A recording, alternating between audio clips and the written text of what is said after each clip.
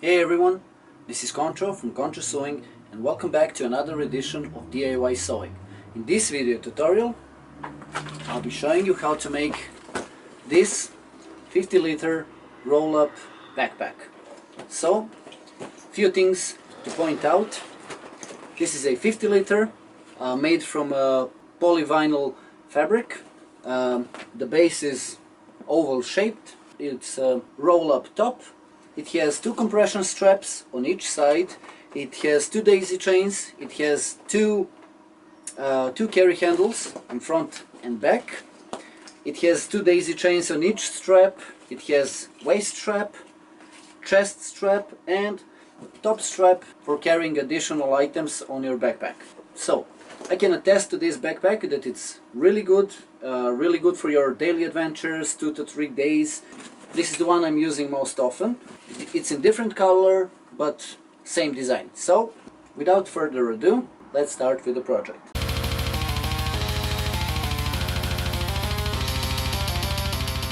First, let's start with the parts of the fabric that you will need and what you need to cut.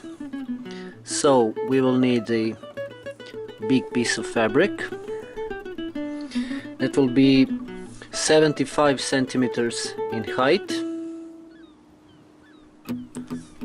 and 94 centimeters in length. So that's one part of the fabric, and the bottom part of the fabric will look like this, like an oval shape, but in essence you will have a square with a circle.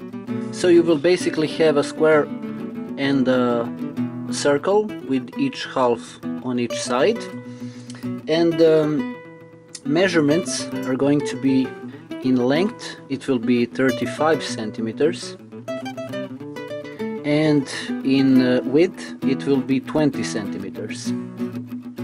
Let's start with the bigger part of the fabric. That will be our sides of the backpack, and I will tell you what you will need to mark. So go ahead and cut the 94 centimeters by 75 centimeters fabric. Alright, now that you have that fabric cut, so here's the representation of what you will have to mark. So we will have to sew everything before we close the fabric on itself. So we need to find the middle points. After, you can draw lightly the middle point on your fabric. After you do that, you want to mark 40 centimeters on left side,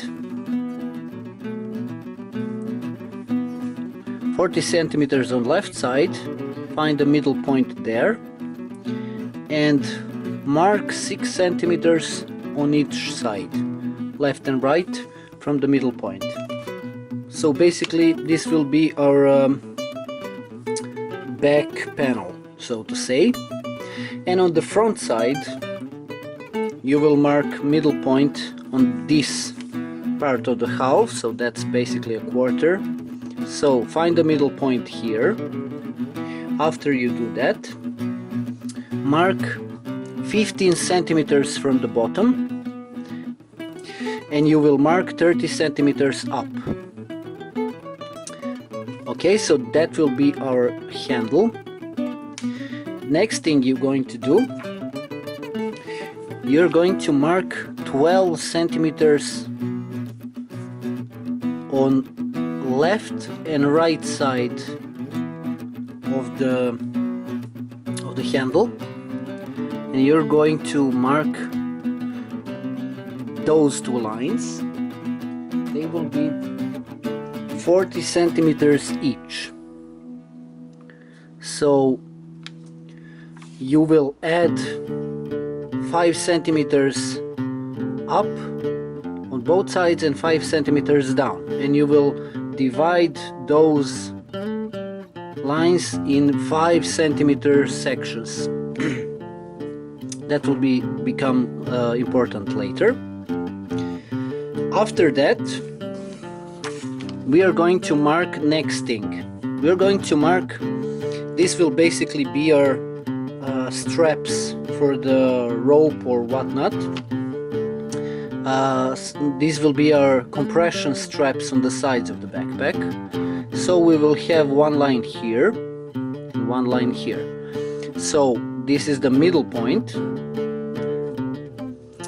and you will have 6 centimeters left of the middle point on both sides, here and here, and you will draw a line straight to this previous line that you drew, that has 5 centimeter sections. Next thing you want to do is do it the same thing for the other side. You want to draw a straight line here and another straight line here. So the same sections you will have here 10 centimeters here and 10 centimeters here from the bottom.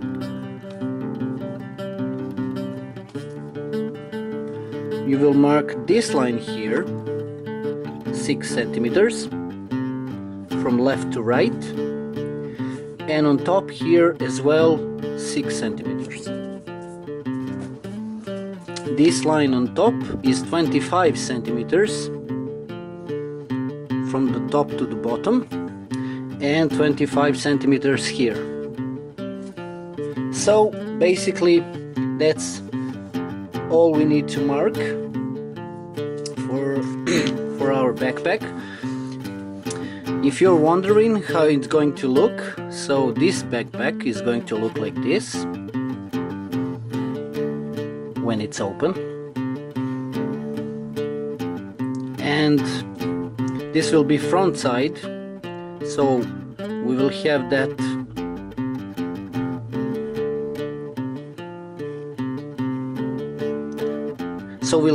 we have that handle so we can carry it. We will have 2 sections of daisy chain going left and right from the handle, carry handle. On the sides we will have compression straps on top and bottom on each side, and on the back we will have a webbing, 5 centimeter webbing on 40 centimeters, and we will have 45 centimeter length here for the webbing. In the middle we will have another carry handle, and then from here we will have our shoulder straps that will go like that. We will have another strap in the middle for the shoulder strap. Little correction, this point here where the back side is going to be, is going to be 45 centimeters. So this is a representation. So we have back panel of the backpack, and we have 5 centimeter webbing, and which is 45 centimeters from the bottom. Then we have our shoulder straps. We will make those separate. We will make those separately, and then we will add a waist strap that will be we will add our waist strap, and basically that's about it as the backpack goes. On the bottom, on the top we will have a webbing 2.5 centimeters on the top. We will have 2 buckles. We will have a buckle, so the bag will close by rolling it up and closing it with the buckles. and we will have a another webbing that will go on top of our backpack. So we have, this is back side and front side, something like this, to close to keep the bag secure. So I'll try to draw it on the side. Let me show you. So backpack like this, and this is our rolled up backpack, front side, and we will have a webbing that will go like that to close it. Okay, I hope that's clear. And now let's address the bottom part of the backpack. Okay, now for the bottom part. I will show you the representation. So basically it will go something like this. We have an oval shape that is divided like this, and basically what we have is a rectangle and a circle that is divided in two, and both halves go on the sides like that. So how you're going to go about drawing that circle, that oval shape? So this is what we're going to do. I will try to make it a bit bigger. So we have a rectangle, we have a 15 centimeter length, and we have 20 centimeter height, and you will divide this in half. So basically now you have 10 centimeters here and here. You will take your compass and you will take the measurement of that 10 centimeter half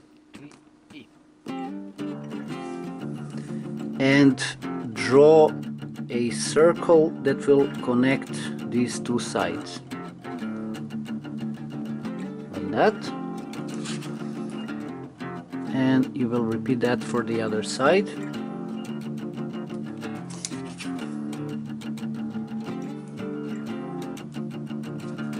Something like that, and that's your stencil. Don't forget to mark the middle points here and here and here. So that's how we are going to make our bottom part. And if you're wondering how you can scale it up or down, okay, so let me explain to you how you can use a formula. How you can use a formula to scale or scale up or scale down this whole design. So basically we have, like I said, we have a circle and we have a square or rectangle which are connected. So for the rectangle part we have two sides that are important. We will use those as A, and we have a circle which will be marked as R. So to get a perimeter of a circle, you multiply radius by pi, which is 3.14, and then you will add these two, so basically 2 times A, and this is the formula you can use to find exact perimeter of this shape.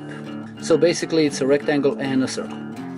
Okay, so with that out of the way, let's start sewing on the main panel. Okay, so let's start with the carry handles. We need to make 2 of those. So to make one, here's what you're going to do. Take the 5 centimeter webbing, cut 30 centimeters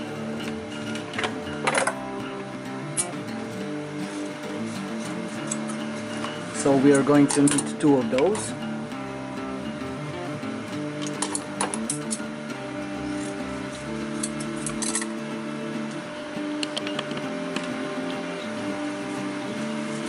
Then you're going to use 2.5 centimeter webbing of the same distance, 30 centimeters.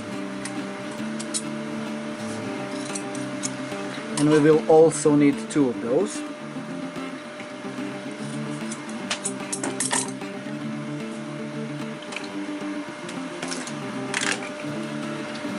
Before you start sewing, I suggest that you use a lighter or something to burn the ends, to stop them from fraying, which is really annoying.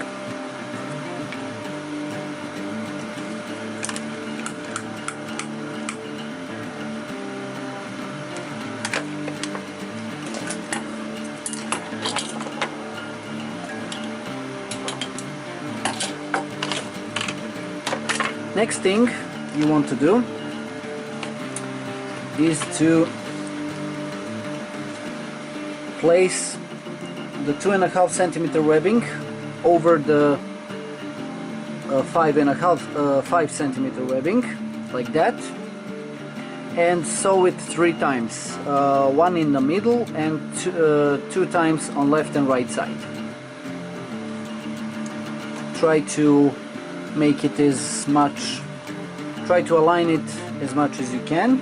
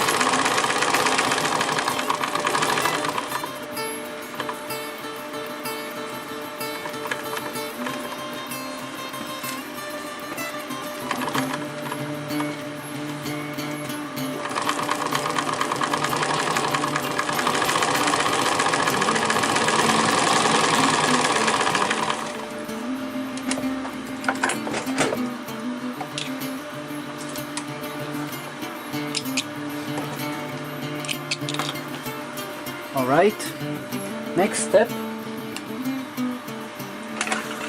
is mark 5 centimeters from the bottom and top side as well, from both ends.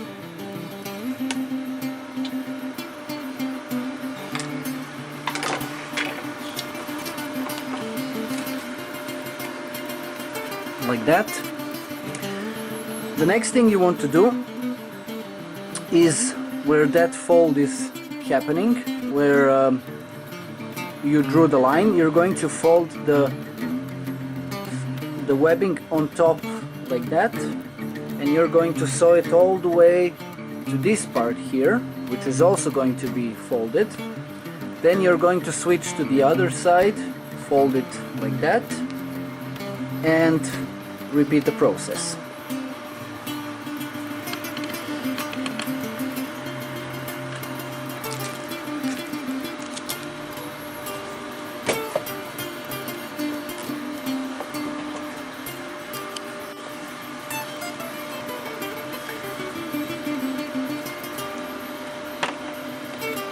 So you're going to fold it like that, place a needle inside, and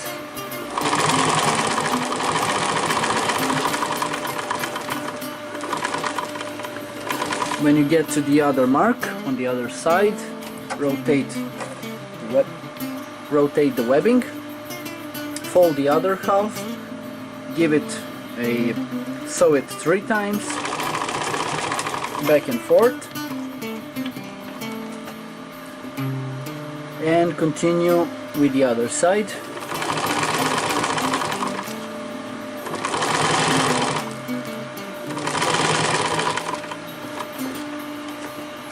and also sew it 3 times.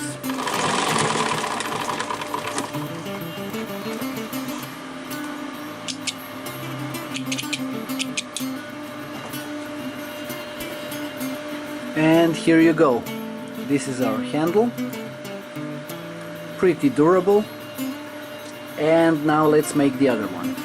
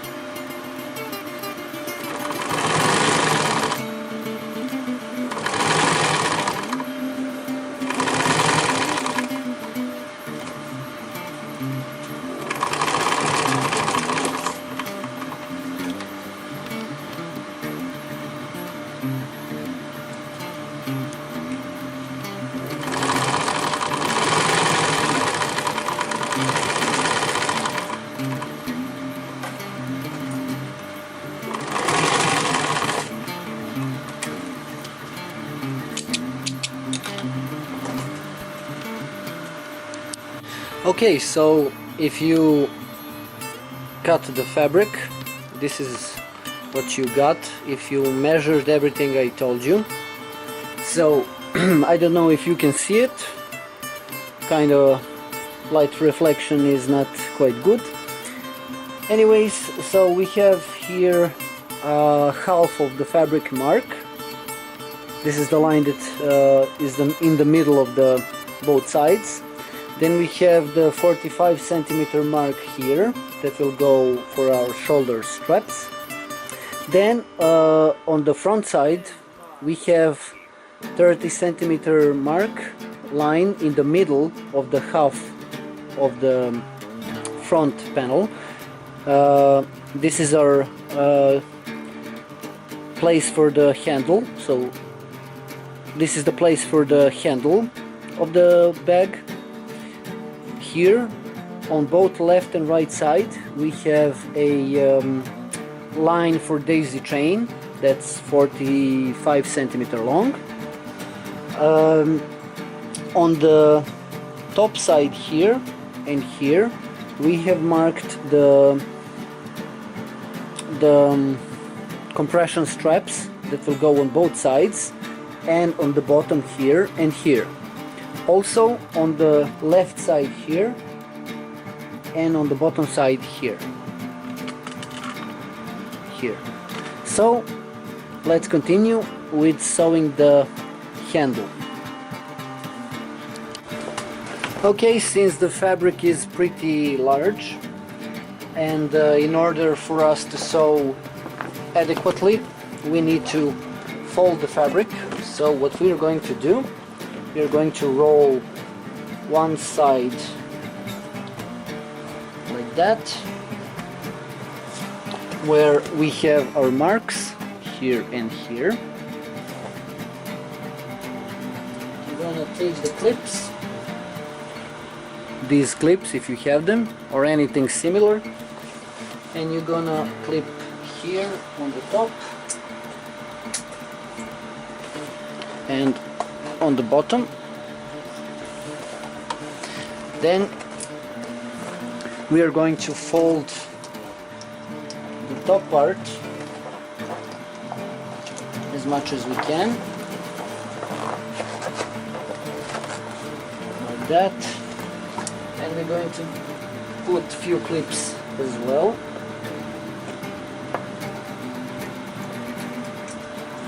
This is just so we can sew easier and not wrestle with the whole fabric all the time.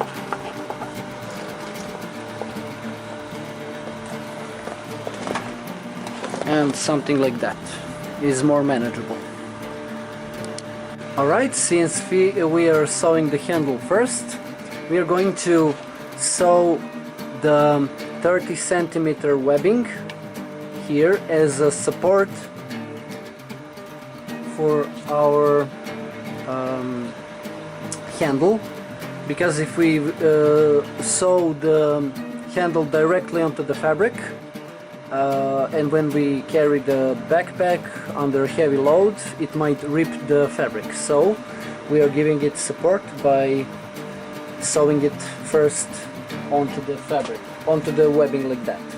So we have the measure of 30 centimeters, and that's how much you're going to cut.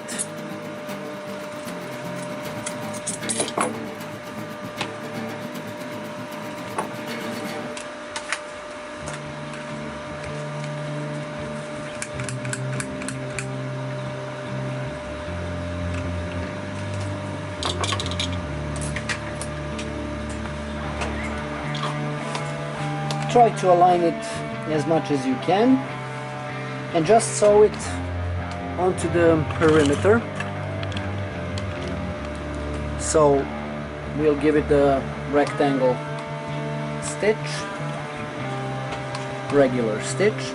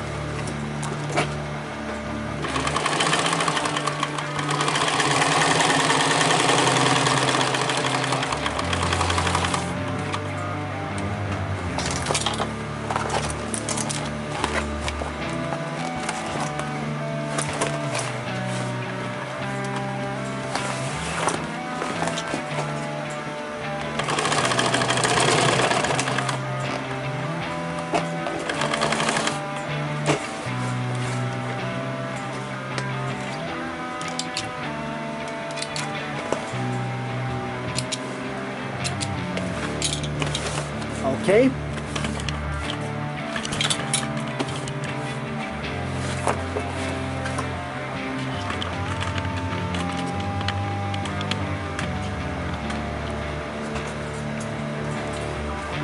We have the support for our carry handle.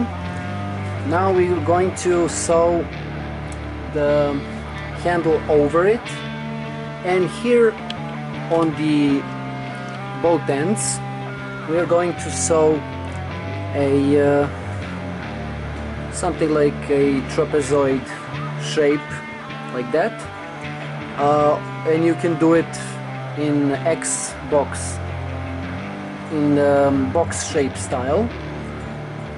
Just sew like that and cross over it, or you can do bar tack in the trapezoid shape. But what is more important is on the top here. We are not going to sew it here. We are going to lower it some 5 centimeters like that, and give room for the webbing that will go on top. That will be webbing so we can close the backpack and secure the stuff over the backpack. So mark 4 centimeters on the top. That will be reserved for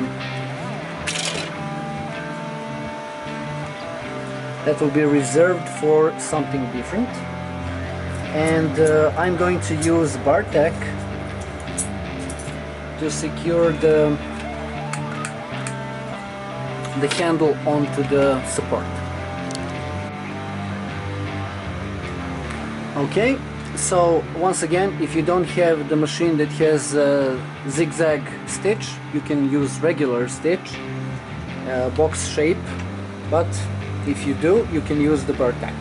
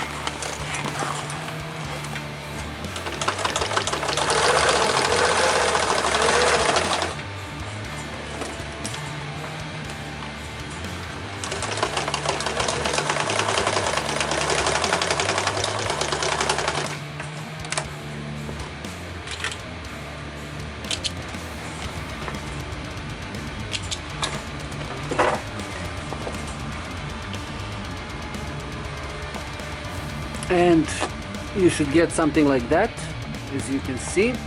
I hope you can see. So we have a trapezoid shape with X cross stitch over it, and now we are going to repeat it on the top here as well.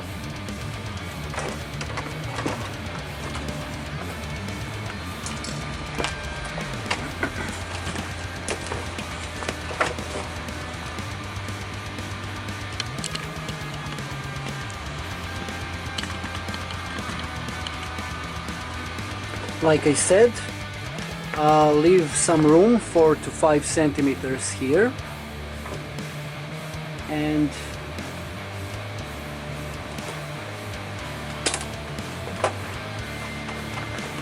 sew the webbing on top.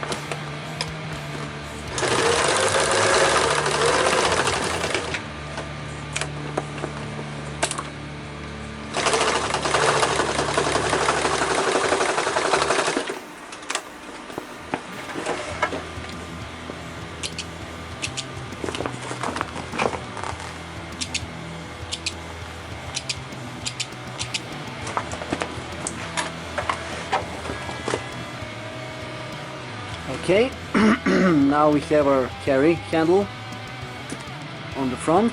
Now we are going to sew the webbing that will go over the top here.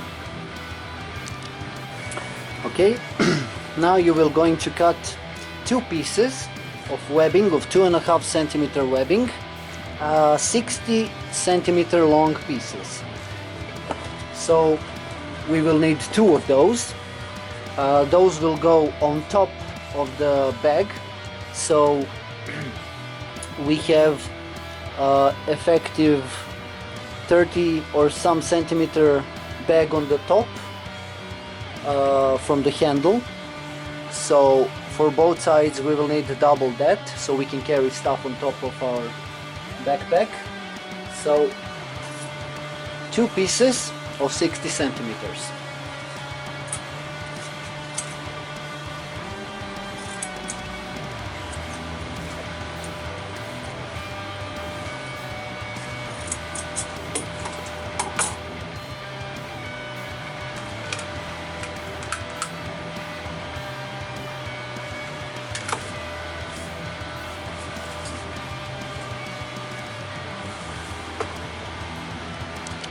You're going to take one piece of webbing and place it on that 4 centimeter space that we have reserved for the webbing, and you're going to sew a box shaped stitch, or you can use bar tack. You have few options. I will use bar tack because it's better.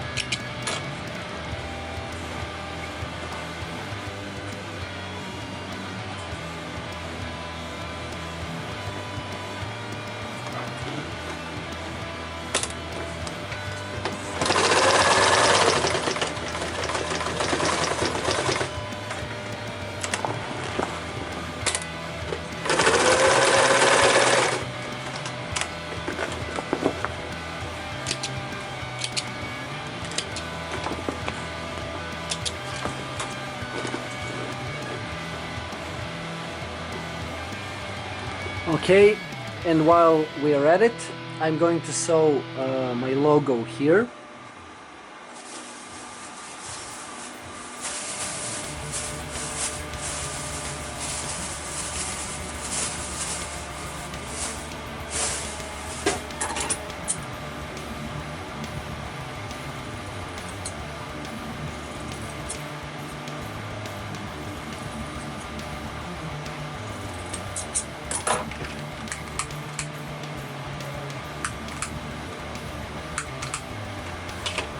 You don't have to if you don't want, but I want.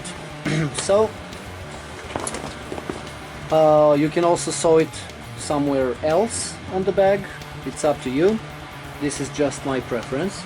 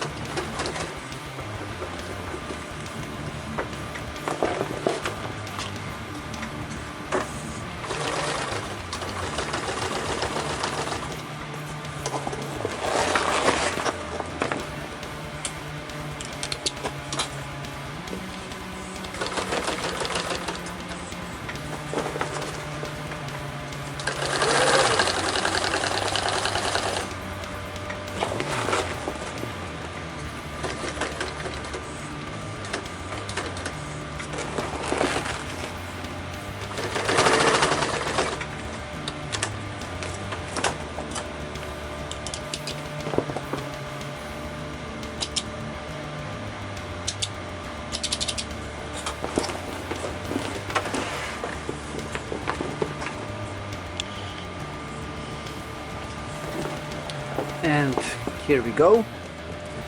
We have our handle for the carrying of the bag. We have our webbing for the buckle that will go on top, and we have our logo, yellow on red like Ferrari. Next thing, we are going to sew the daisy chain left and right from the handle in the middle of the backpack. So you're going to cut two pieces of 40 centimeters long webbing, 2.5 centimeter wide webbing, and you're going to sew it in the lines that we have marked. So we have one line right of the handle and one line left of the handle. So let's start first with the right, because it's easier to get to. And just like with the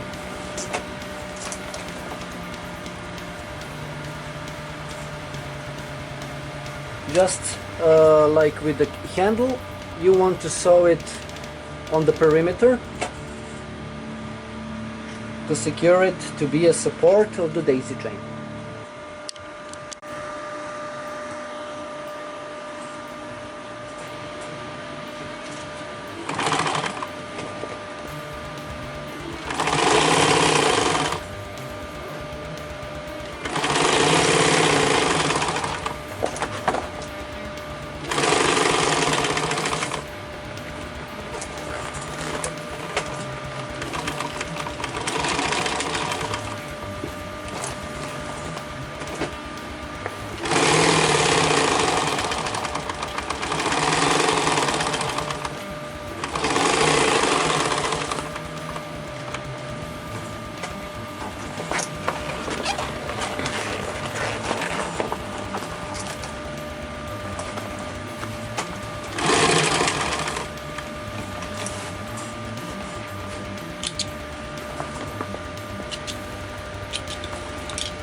Okay, now let's do the next one.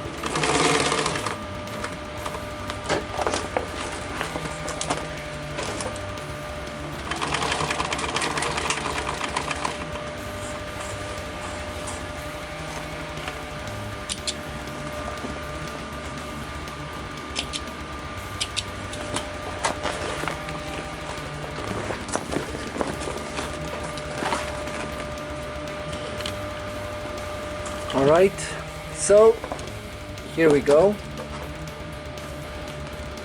We have carry handle and we have 40 centimeter lines to be a support for the daisy chain, and now we are going to make that daisy chain. But first we need to mark 5 centimeter sections for the daisy chain. So you're going to take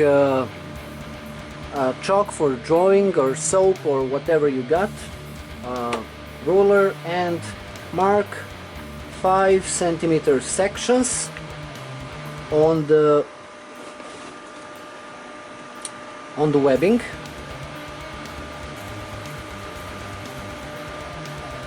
So you know where to sew the daisy chain.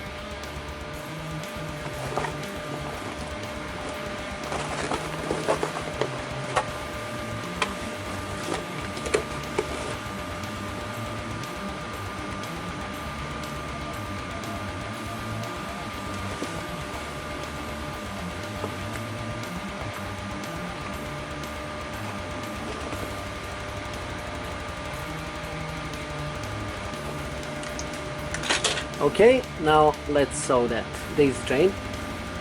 Well, here's how we're going to do daisy chain. You're going to fold the top part of the bag and place it under the machine like that.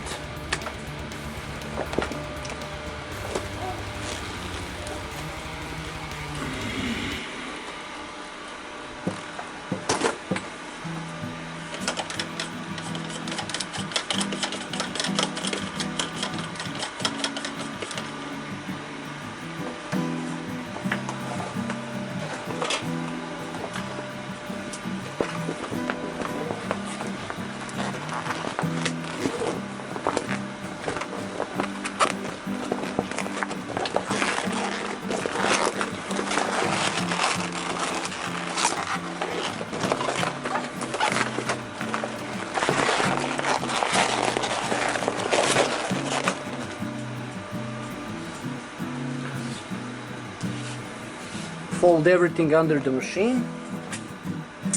Take the long piece of webbing, longer than you need, because you're going to cut it after you're finished sewing. So remember, we have 5 centimeter marks, but we will add 1 centimeter more, so we can have that loop, so it kind of looks like a daisy chain. We're going to sew the bottom first.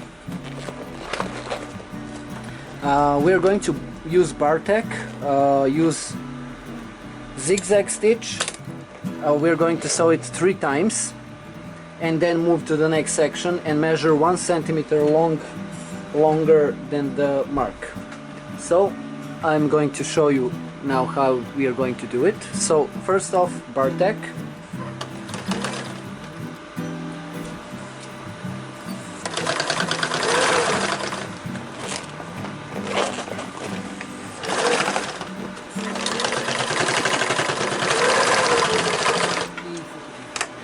Then we move to the next section. You see here is the mark, and measure 1 centimeter more, fold it under, so now we have that loop, and sew another bar tack under the line beneath.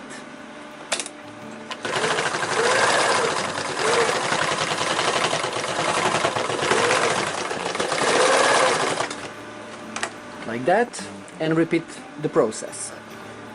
Move to the next section, align the mark beneath, measure 1 centimeter more, fold it like that, and sew.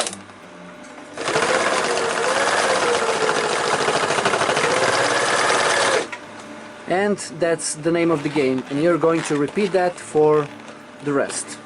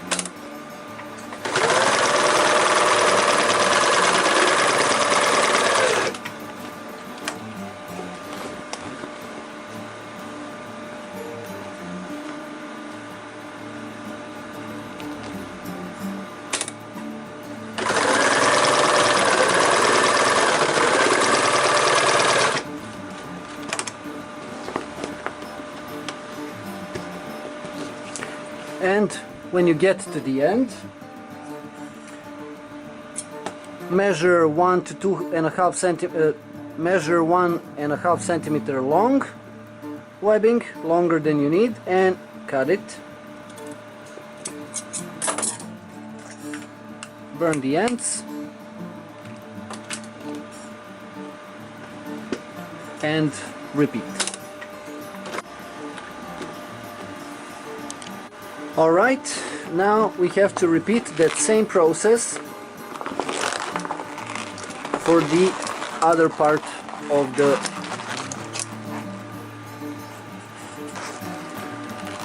daisy chain. Get your webbing,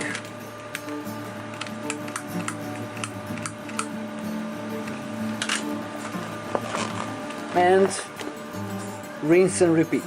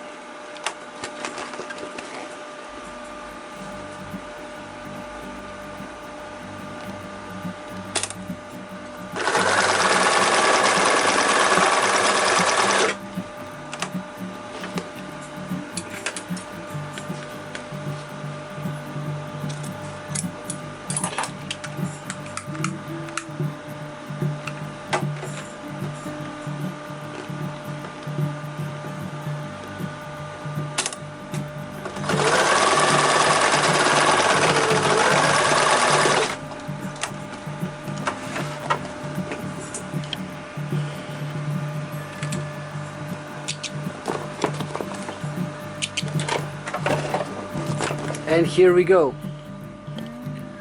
Now we have daisy chain on both sides. As you can see, it looks really nice. Now all you have to do is cut the excess thread.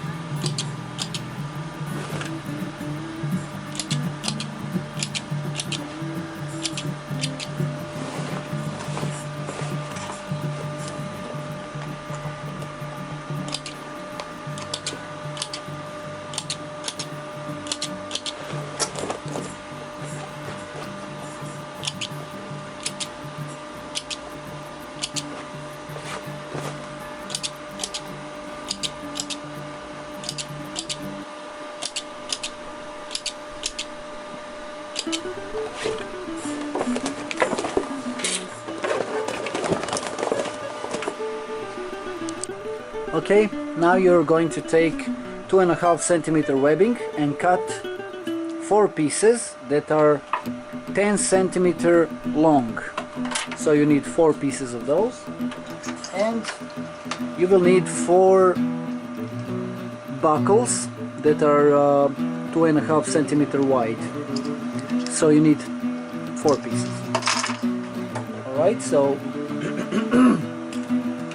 first thing, as always, we need to burn the ends so they are not like this, as you can see, like fraying.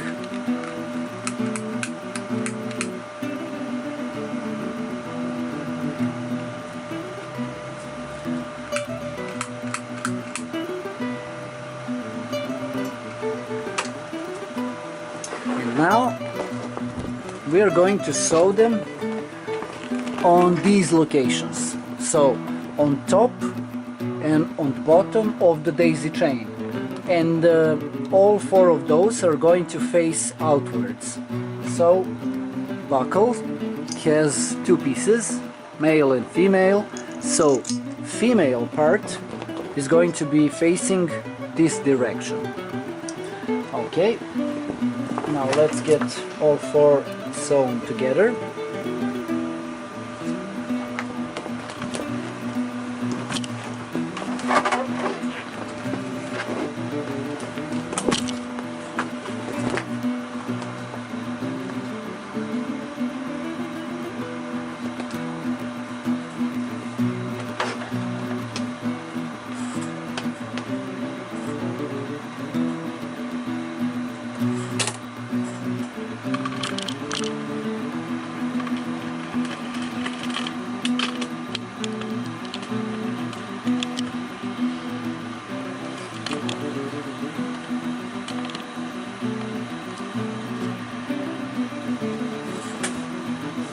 I'm going to sew Bartek square, so I'm going to zigzag stitch a square.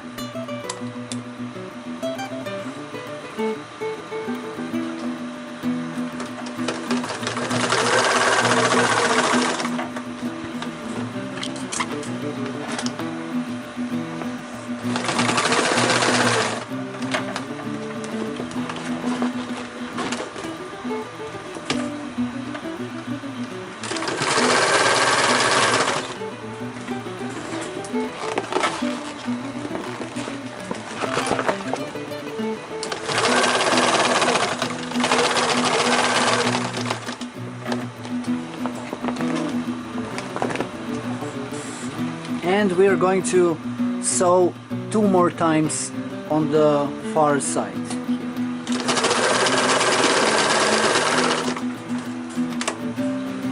Okay.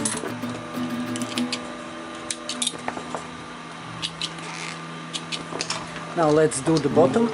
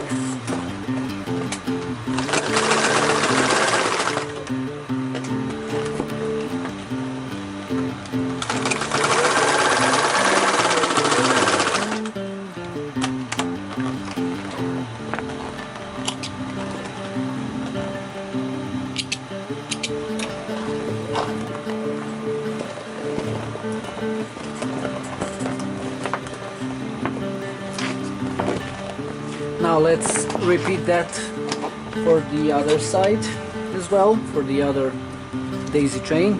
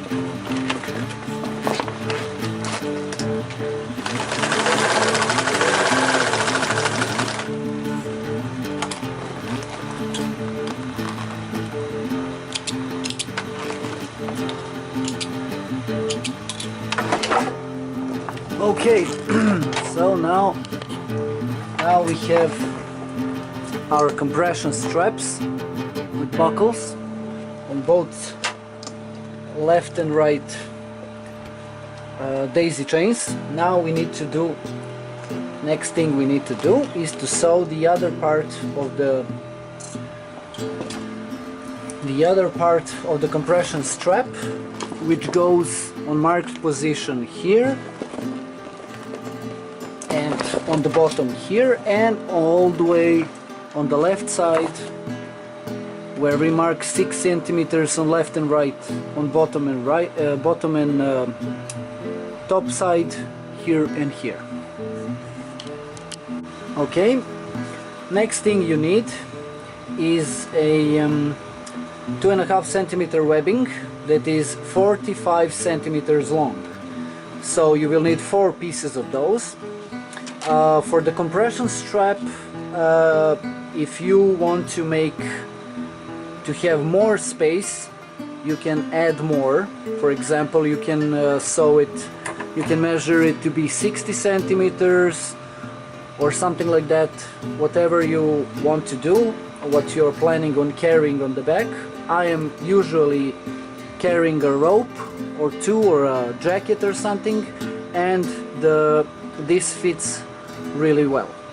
Okay, so burn the ends.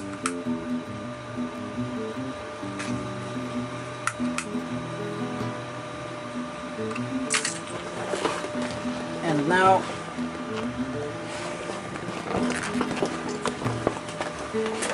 it's time to sew it. So first we will sew on the far left side these 2 pieces that are 6 centimeters long. I'm going to flip the fabric so it's easier for me to sew, but just keep in mind the location, the direction at which the webbing is going to be pointed at. So this on the far left side, these 2 pieces that are 6 centimeters from the edge, they need to be pointed towards, all the way towards this part of the webbing, towards the buckle, because when you close the bag it is directed towards it. Okay, so keep that in mind. So once again, place the webbing facing the right way towards the buckle on the other side. Okay, I hope that's clear. Align with the marking you made, and you can sew bar tack, box shape stitch. I'm going to go for the box shape with zigzag.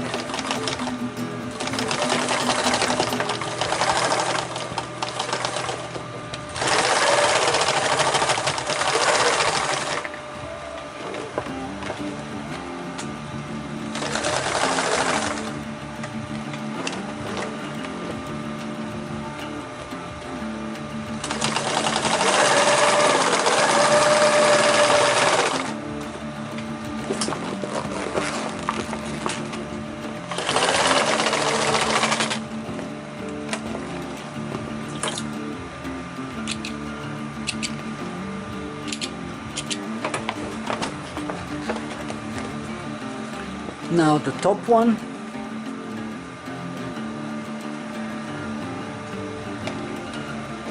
Make sure you align it well so it's exactly in the line.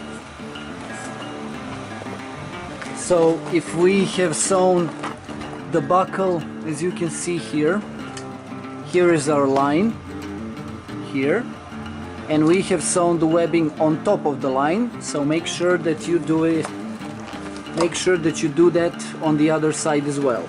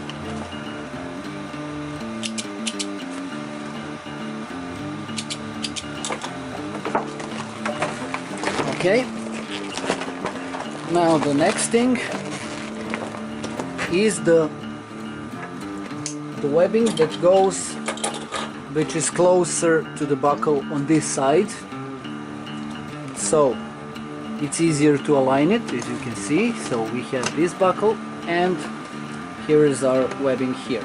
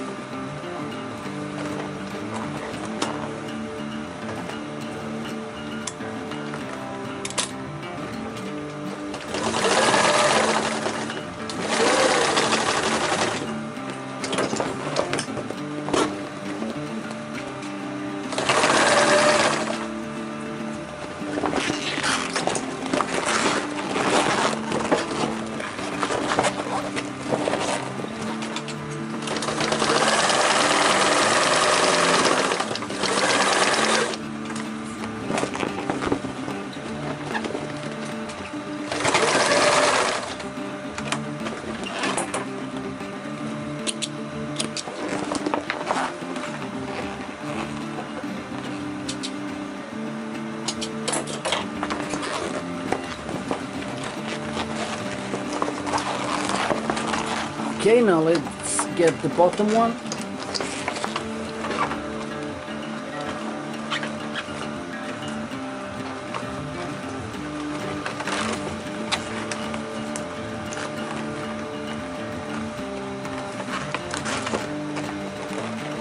Make sure to align it with your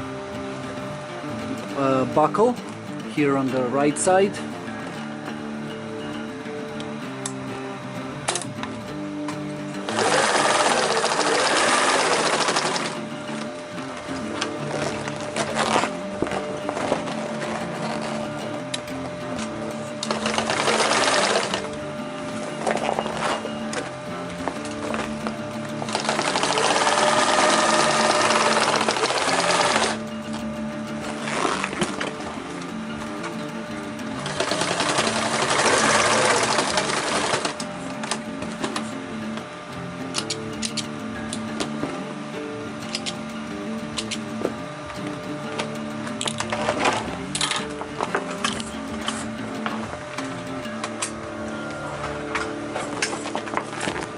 Okay, now we have our compression straps done, but before we finish it we need to do two more things. First,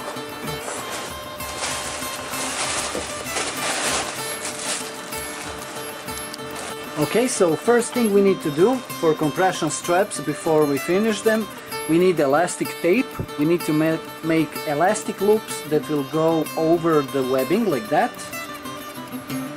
and sew 4 of them, attach them and fold the ends here on the webbing like that, and it's done. Okay, so get the webbing, get elastic webbing, place it over it like so, fold it, and give it maybe half a centimeter measure here, and that's your measure. Cut 4 pieces.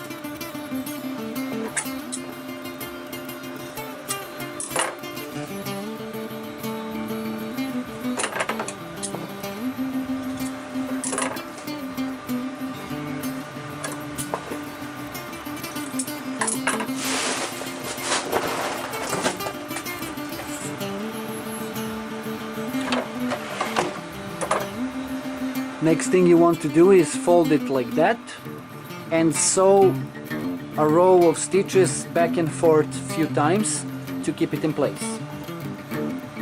Try to make it a bit tighter so it doesn't, so the elastic loop doesn't slip away easily.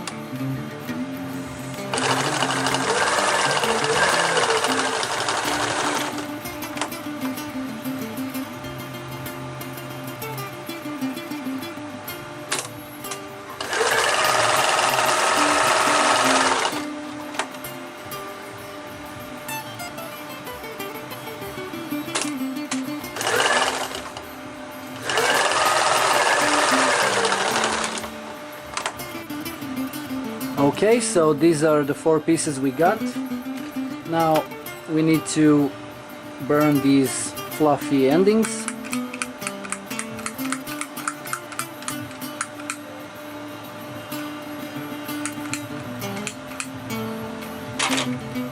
Flip the webbing inside out.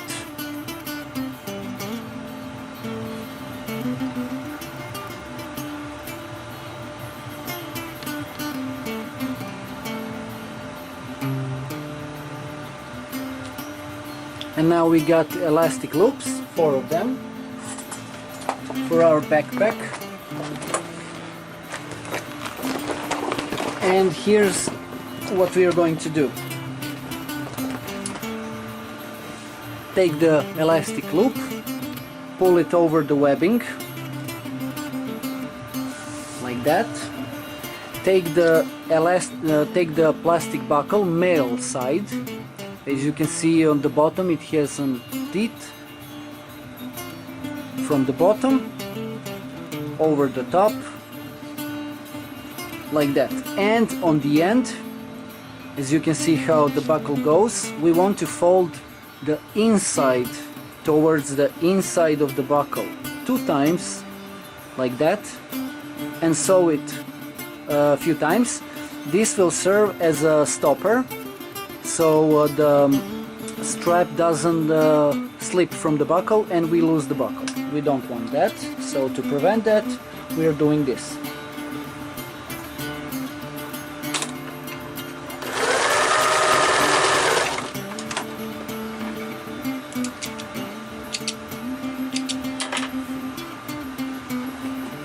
And here we go. Try to thread the rest of the webbing through the loop, elastic loop, and that will keep it in place. Buckle it up, and there you go. It might seem like the webbing is short, but trust me, it's not. When you pull it, when you pull all the way through, you have enough room for everything to fit that you would normally carry. Okay, now let's proceed with the rest of the webbing.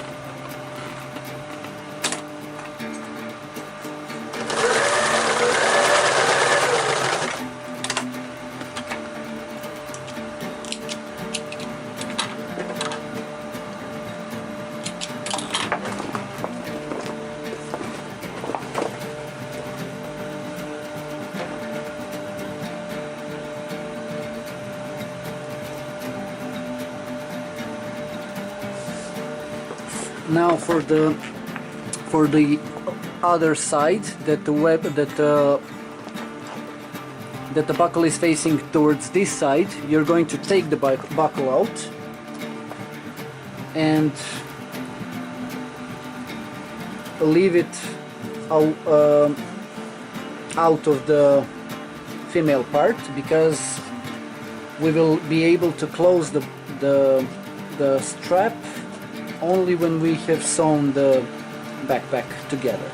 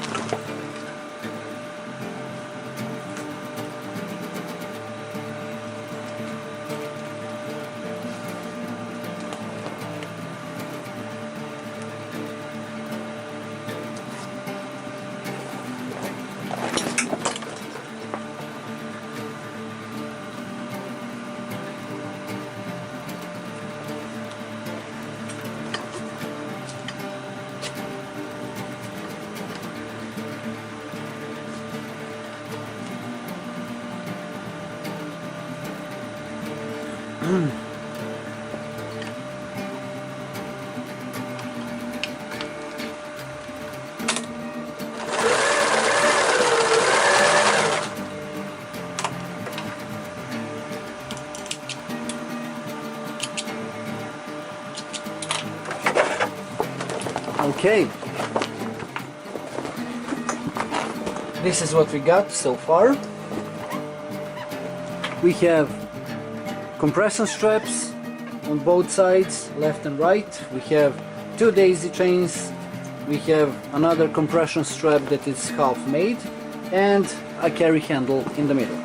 Now, for the next part here, we are going to sew the carry handle, the second one, that will go here, compression strap for the other side, and we're going to make shoulder straps that will be fitted here and here. After that, we're going to make these shoulder straps. We're going to make a waist strap, and then we are going to close the bag. Okay, so first off, let's start with the second part of compression strap.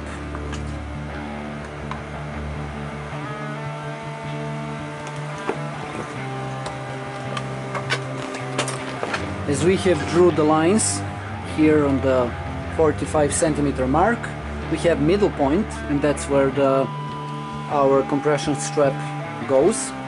First, we're going to sew that.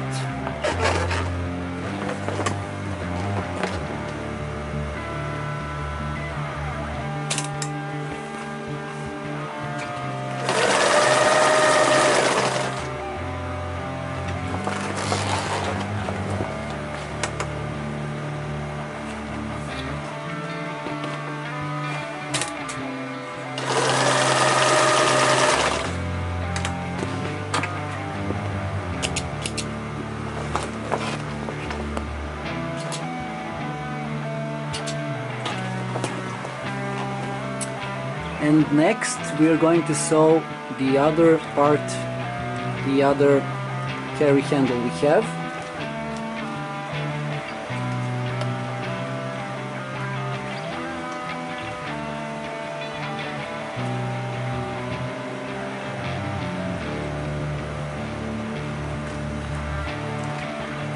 We are going to align it exactly in the middle of the 6 centimeter mark.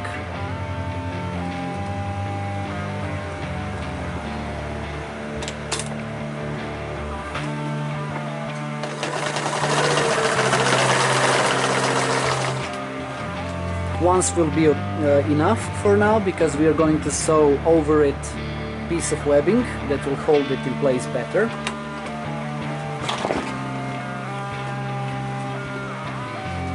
Fold the other side and sew it as well.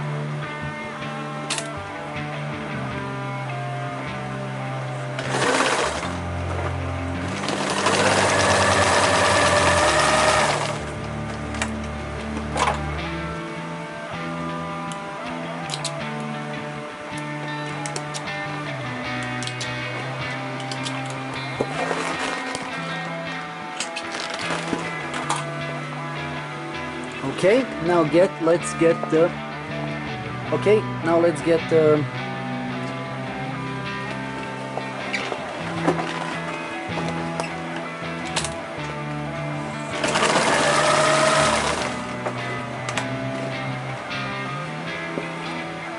now let's get the shoulder straps.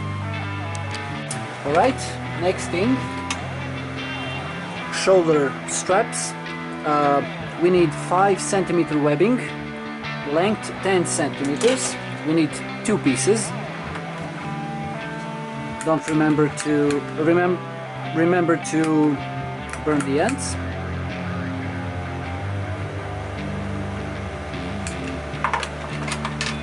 Also, what you need is these 3-bar adjusters. If you don't have these, you can just sew the webbing on top of the shoulder straps, but it's kind of different technique. For what we are doing now,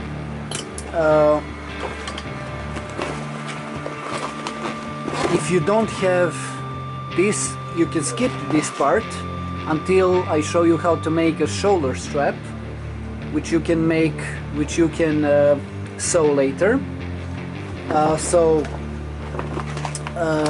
Skip this part where I'm sewing this. After we make the shoulder strap, you can come back to this part and sew it exactly like this, what I'm going to show now. Okay, what you do with the 3-bar adjuster, take the webbing, pull it through like that, fold it over,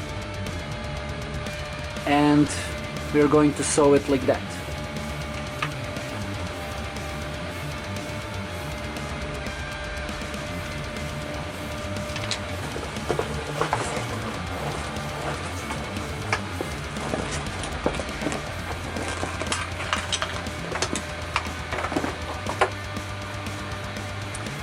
Okay, take this piece of webbing like that, fold it, and place it close to the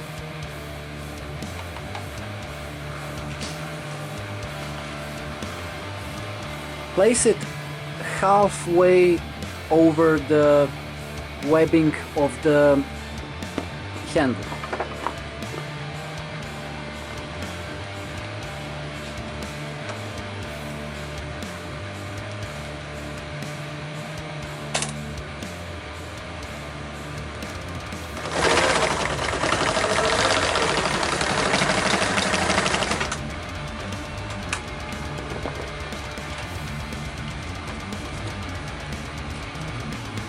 Now the second part, also halfway over the carry handle.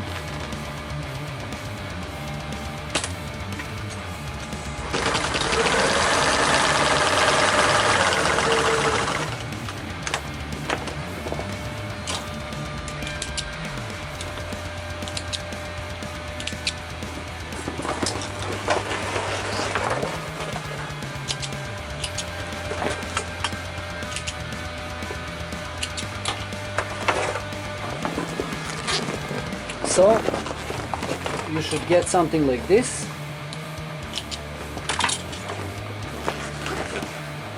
So we have our strap that goes over compression strap, we have carry handle, and we have 2 shoulder straps. Now we want to sew a 5 centimeter webbing that will go over all of that we have just sewn towards the middle. So basically you need to cut 47 centimeter long piece of webbing. You can add a little more.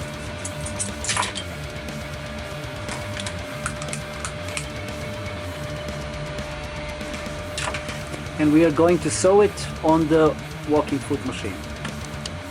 Okay, now we have the line that we have drew previously, and we are going to follow that line.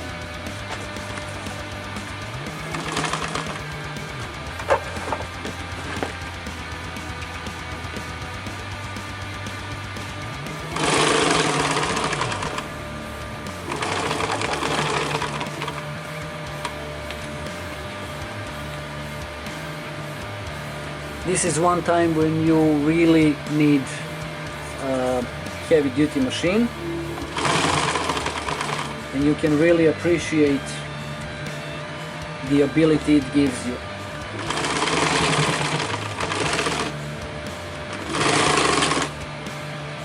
Now when we are getting towards the end here, we're going to fold the excess towards the inside.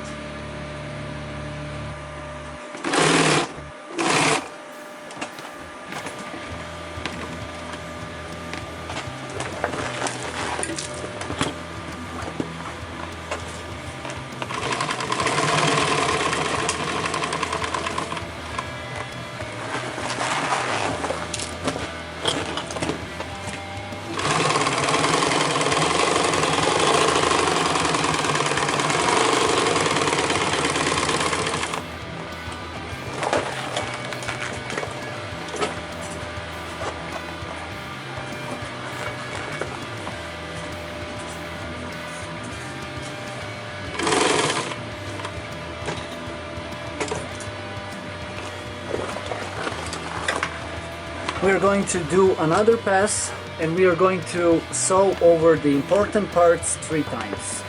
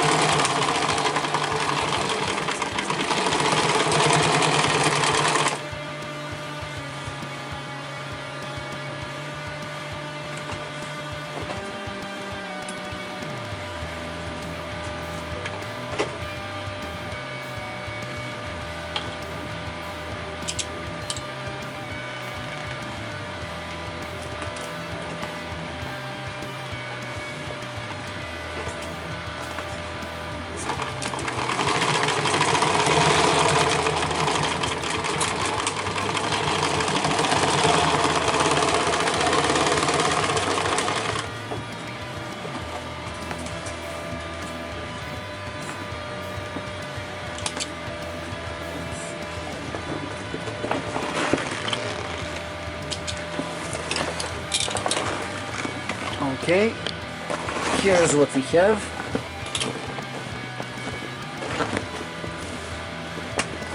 Now everything is secured. But what I'm going to do is I'm going to pass one more time with the zigzag machine, with the zigzag stitch, because this is the most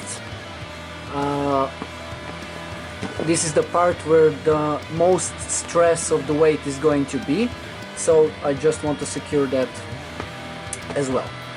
Okay, so I'll do that and we'll go on next to making shoulder straps.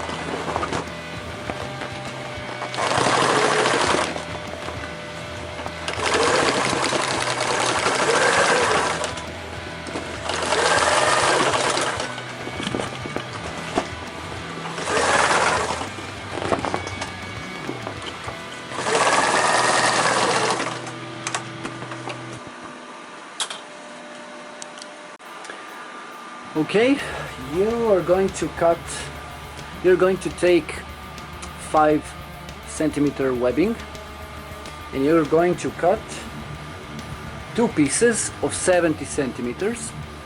So you need 2 of those. Then you need 2.5 centimeter webbing, and you're going to cut 2 pieces of 50 centimeters. And we're going to address the ends of the webbing.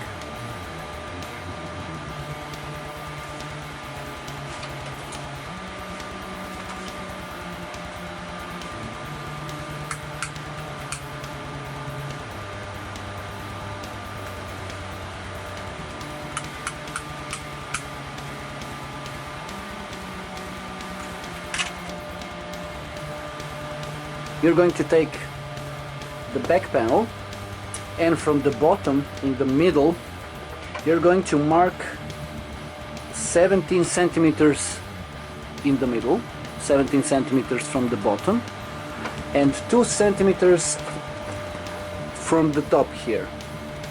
So where this part is going, that's our 45 centimeter mark. In the middle, 2 centimeters from the top and 17 centimeters from the bottom mark. And I will show you now why.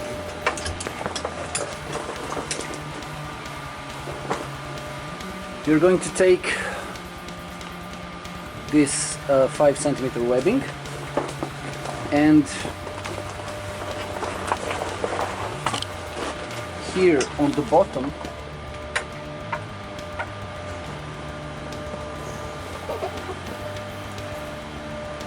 sides, here and here, you're going to place it like that.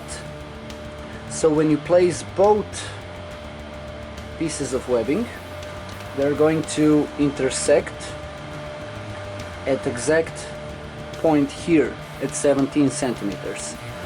Now the important part here on the bottom,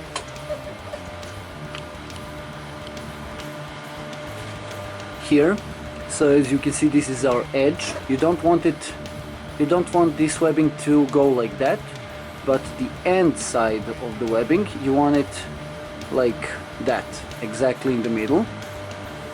As you can see here, like that. You want it to stick out some 2 centimeters over, like that, because it's going to give it durability. So for example, if you're overweight with backpack or something like that, and you pull tightly on the webbing, it doesn't snap right off, so it has something to hold on. Okay, so when you place it like that, you align both pieces of webbing so they intersect here. That's your measure, and we are going to sew those right now.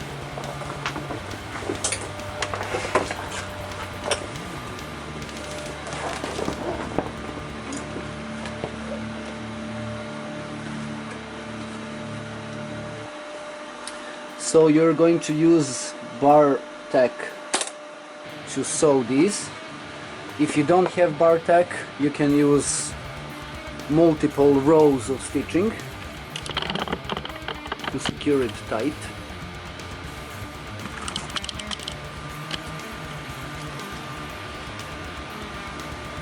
So when you place it like that, make sure that the bottom part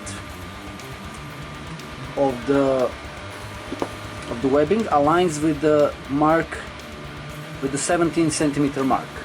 So that's your guidance.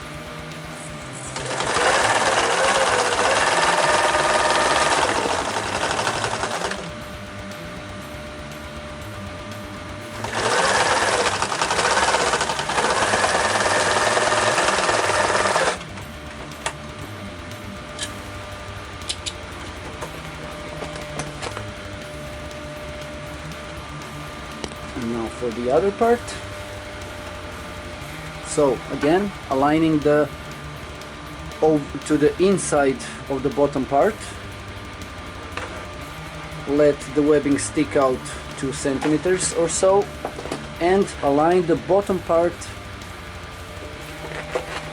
with the 17 centimeter mark here.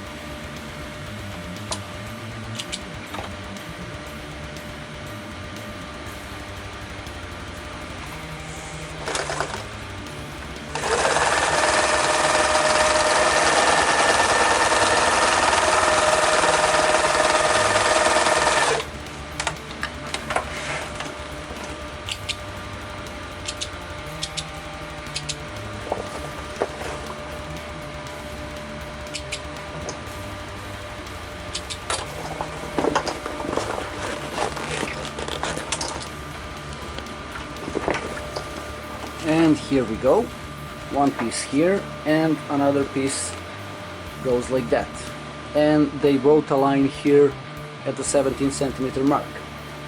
Now the next thing is the 2.5 centimeter webbing that will go over the top, over the 5 centimeter like that, and it will align on the top.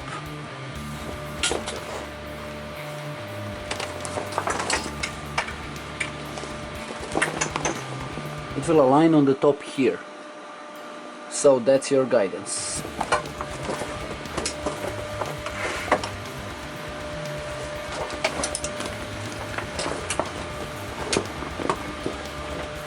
We will also use bar tack.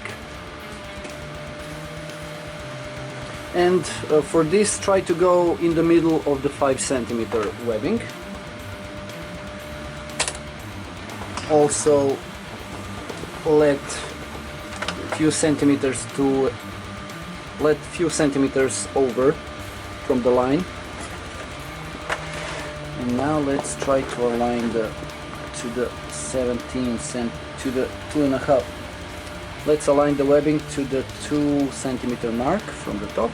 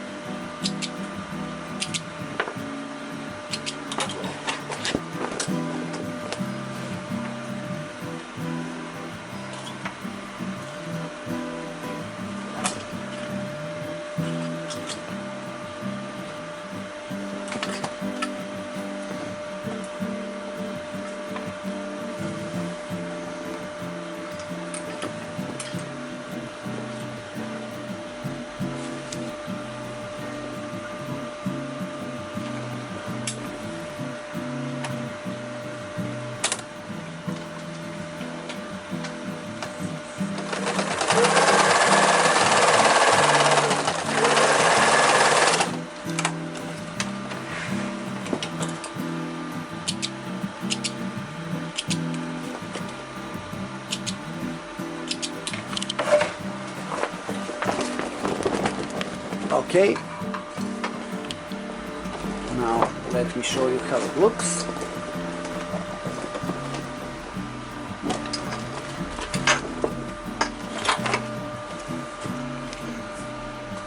So we have 5 centimeter webbing,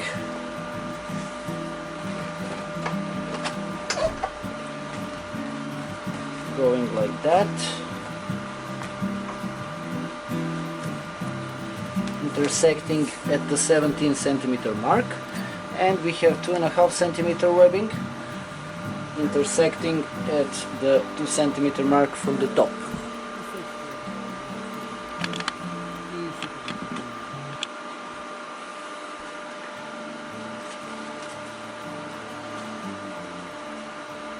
So something like that. Okay, now let's go on to the next thing. Okay, the next thing is going to be to close the bag. So this is our inside and this is outer. This is the inside part, and you're going to close it over the inside.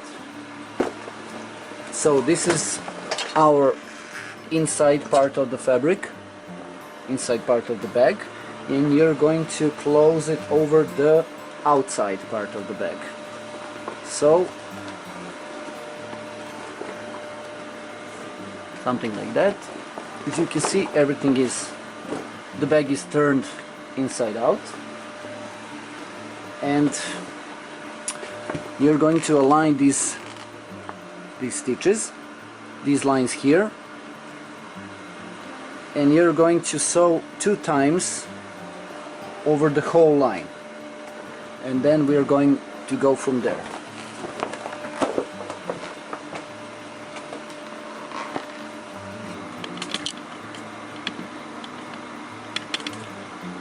Okay, now we have maybe 1 to 1.5 centimeter seam allowance.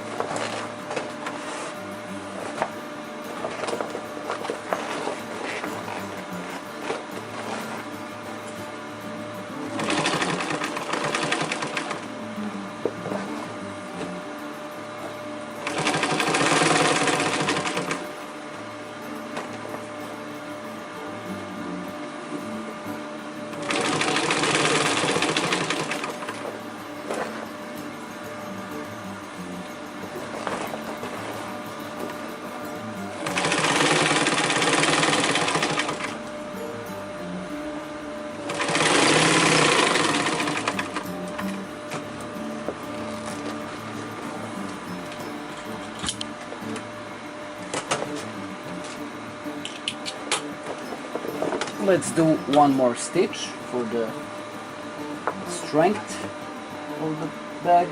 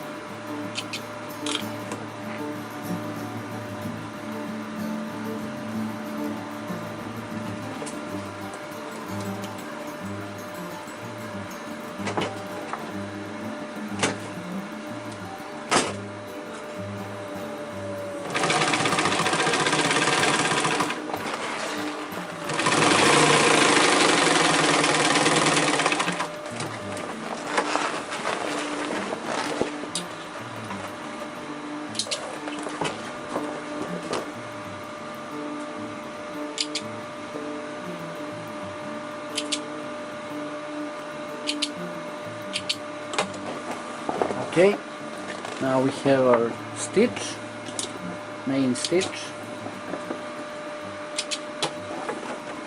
as you can see, hopefully. Now the next thing is going to be to wrestle with the whole bag and to sew it. We need to fold the stitch, so we have it like this now, but we need to fold it over like that and sew it over. But to do that, we are going to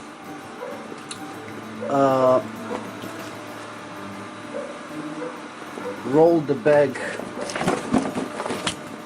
the other side of the bag, opposite of the stitch. You're going to fold it over. So we have, this is the stitch, this is the opposite side of the stitch. You're going to fold it towards you, and you're going to push the other part of the bag inside towards the sewing foot. This is the stitch that will be visible on the right side of the bag.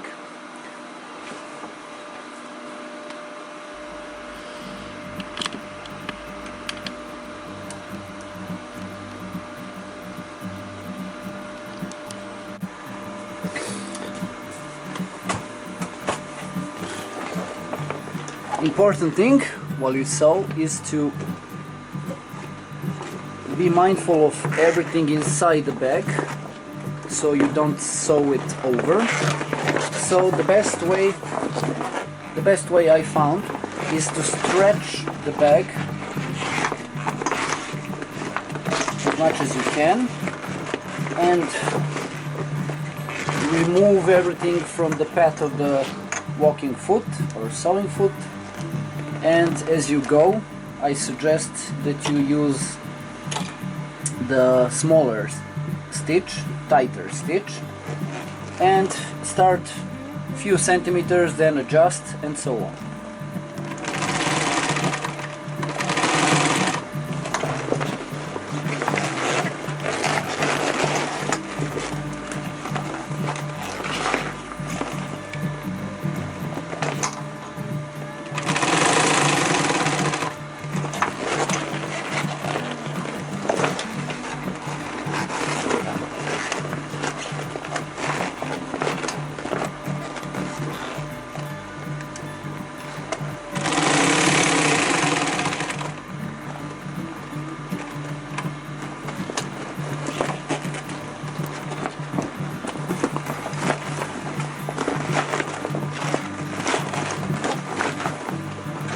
This is a bit of a struggle with the whole bag, but it's manageable. You can also use the top of the bag to insert your hands inside and adjust the bag as needed.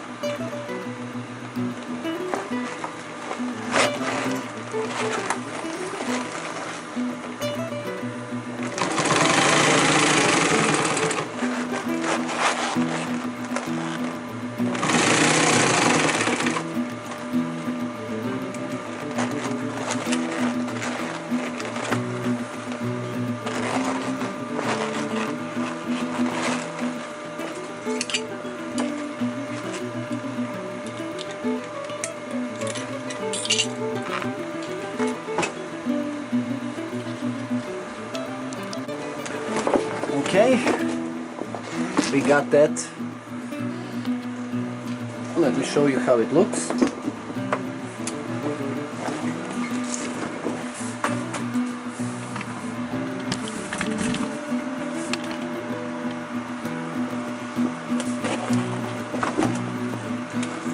So now we have one big stitch, and we have made a cylinder.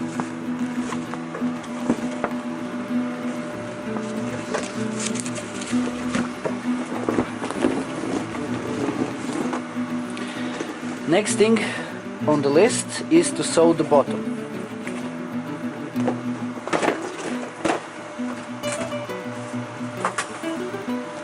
Here's the bottom, and what you need to do, I think we already done that in the beginning, but I'll repeat it. You need to find the middle points on left and right side and on top and bottom, because it will be important on the next step when we sew the bag, when we sew the bottom, so it doesn't warp while we sew it. So we need to secure it on 4 points.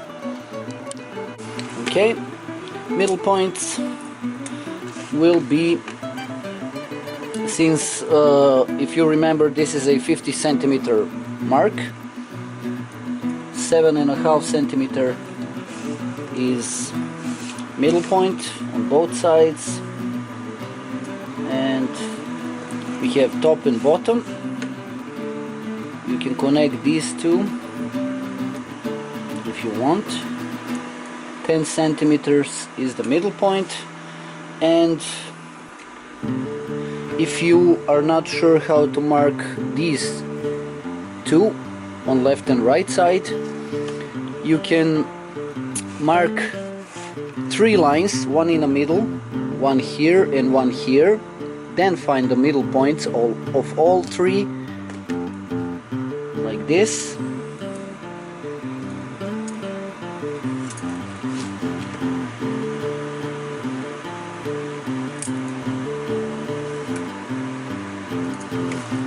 Like, I hope you see it. So we have here line and third line here and middle points, and all you have to do now is get a bigger ruler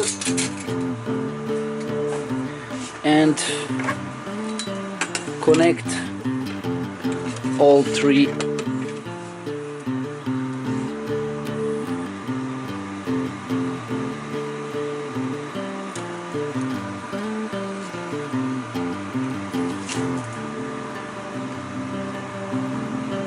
I hope you see it. We have that. So important parts are here, here and here. These 4 points, here, here, here and here. And these are the points that we'll sew onto the bag first. So we'll do few short stitches just to hold it in place, and then we'll sew it 2 times.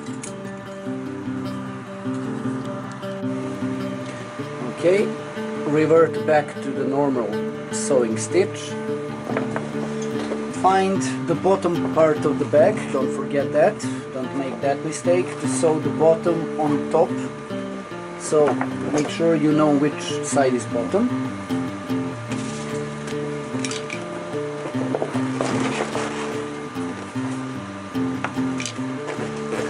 This is the right side of the bag.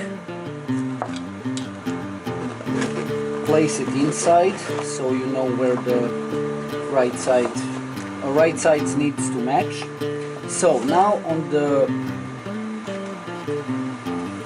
bag we have middle point on one side already marked. We are going to align the middle point of the bottom part with that part, and you're going to sew short stitch just to keep it in place.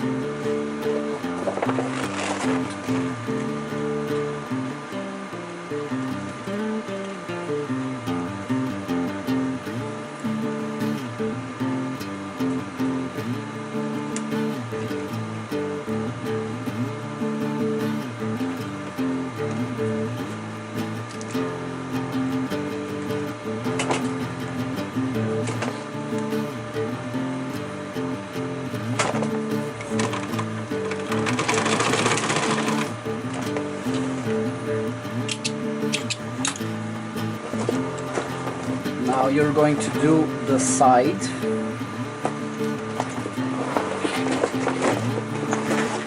That's where our exact stitch, where our actual stitch of the bag is located.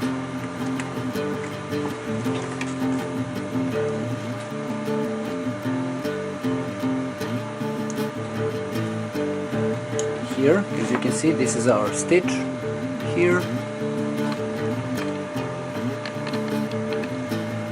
and you want to align it with the bottom part.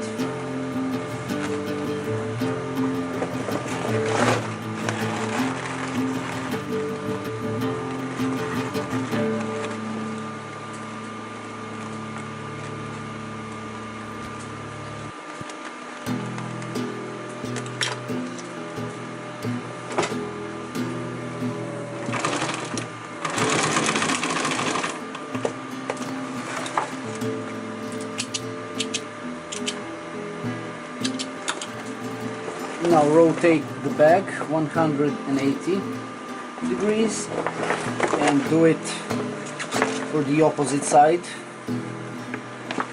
We have already marked the markings on the bag.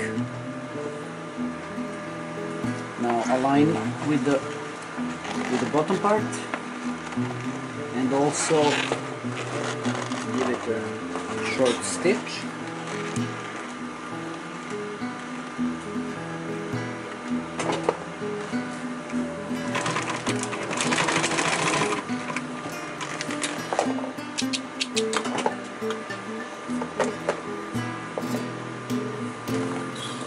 And now only one side remains that hasn't been sewn, and this is the part where we will start sewing the bottom part all together. Now use the shortest stitch you have, align the middle point again,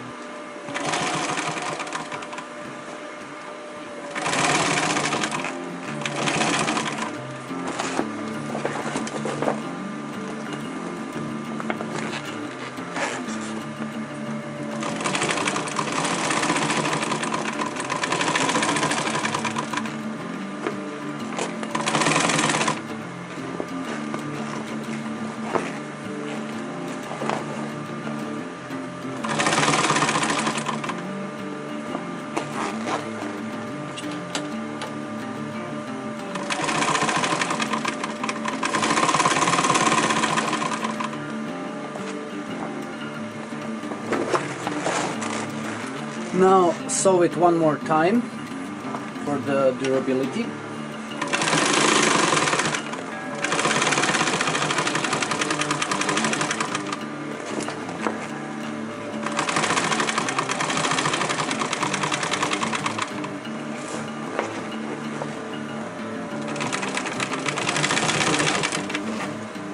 you can use you can sew it a few times over the webbing. It will give it strength.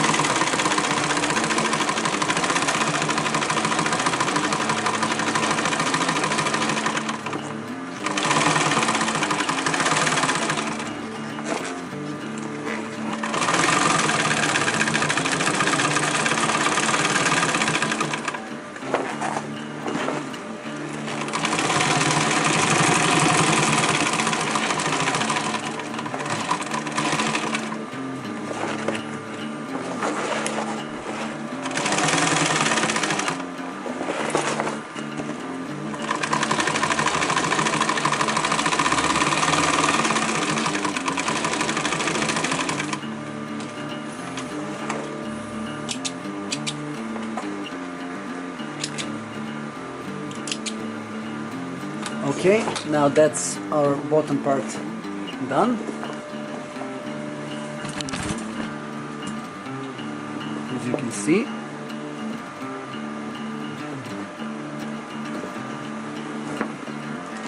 nice and compact. The whole bag now is practically done. Let's turn the bag right side up.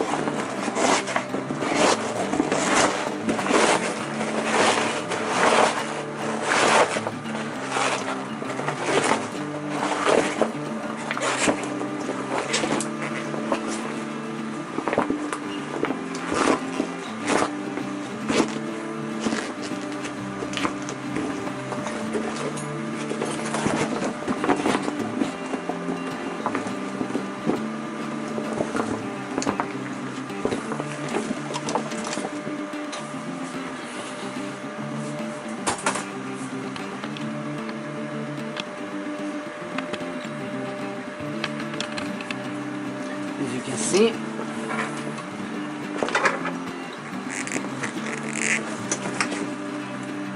now we need to sew the top part. We will need to fold it over like that, 1 centimeter seam allowance, and sew all the way. That's what we're going to do now. Revert back to normal stitch.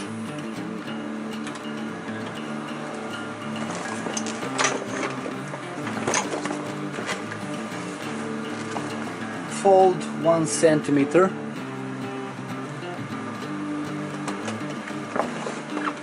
And sew the whole bag like that.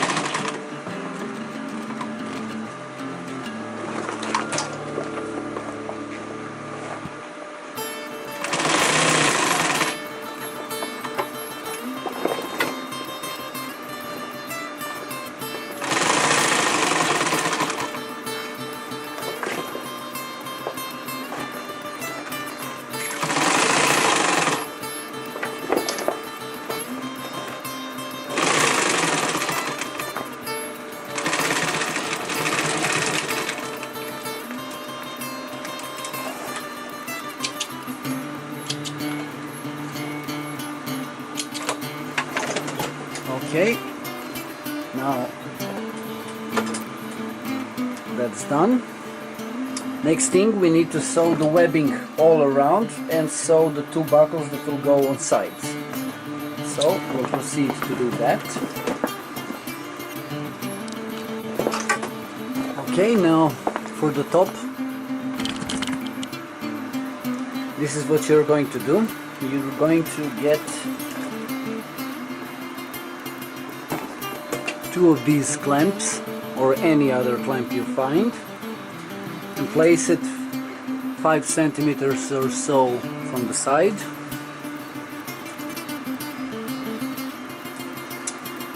Try to align the middle points of both back side and front side here, and stretch the backpack like that. Take a pen and mark the middle points that are already folded, a few centimeters here, and for the other side a few centimeters here. You can mark here 7 to 8 centimeters here as a starting point. You're going to get a webbing, 2.5 centimeter webbing, and you're going to place it like that. Follow the top side of the bag, clamp again, and when you get to the edge here, you want to fold the webbing like that and leave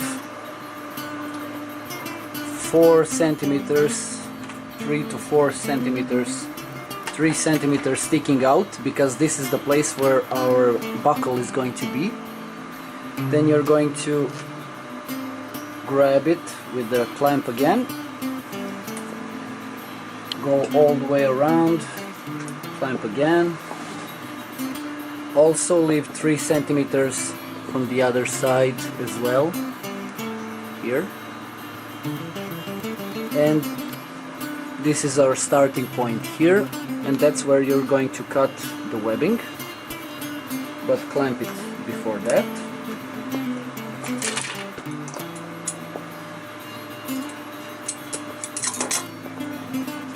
Now take a chalk or soap or something, white pen or that's high contrast, and you can mark at the edges here on both sides, so you know where to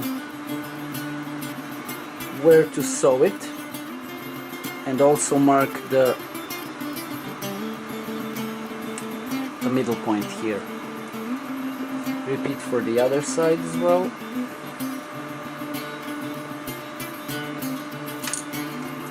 Okay, now it's time to sew everything.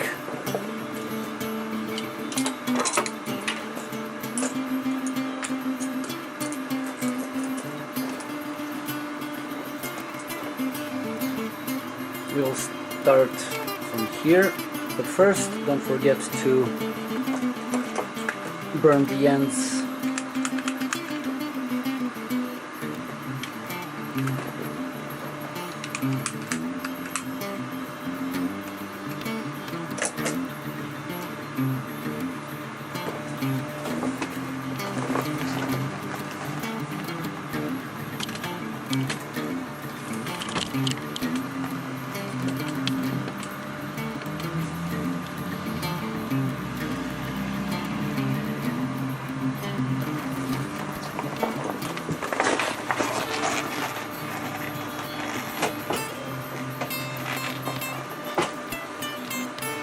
You can sew this part 3 times.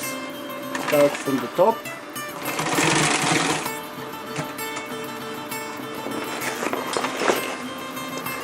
and then also mind the bottom here, don't sew it over, and align it with the top and sew it.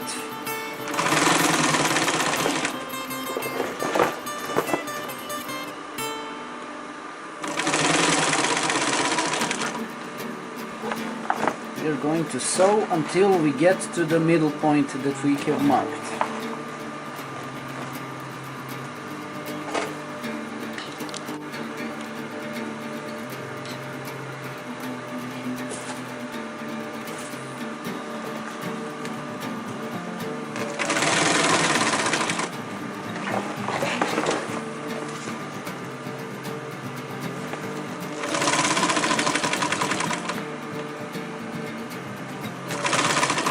Now when you get to the mark that you have placed, you also have the mark on the webbing, and that should be your guidelines, sort of, so you know where to stop. You don't sew right to the mark that you have made. Leave from the mark that you have made on the bag, leave 1 or 2 centimeters space, so it will be useful later. Also, now use sew it 3 times here.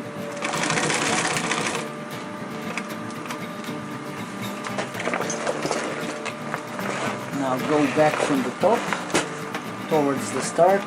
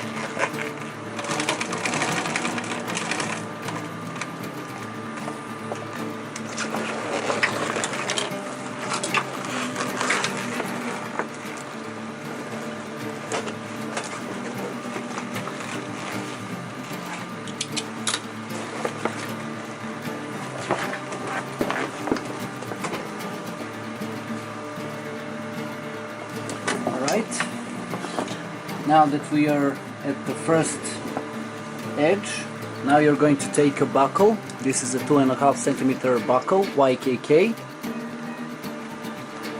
You can use any 2.5 centimeter buckle that you have at your disposal. Now you can use the markings on the webbing to know where the middle point of the webbing, how much you're going to leave. So we decided on 3 centimeter, and we have a marking here on the webbing.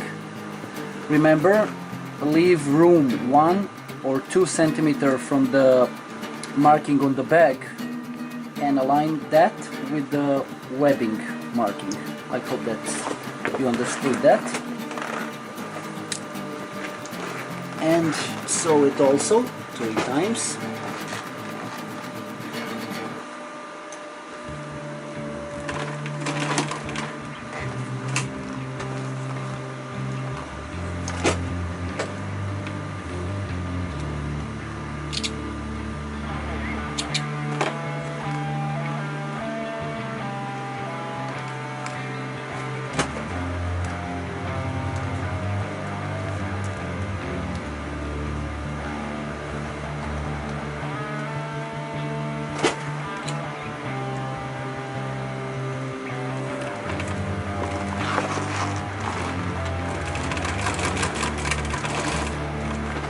Now let's repeat the process from the start. Keep sewing the bottom part and align the top part with the top part of the bag. Also watch below so you don't sew over the bag.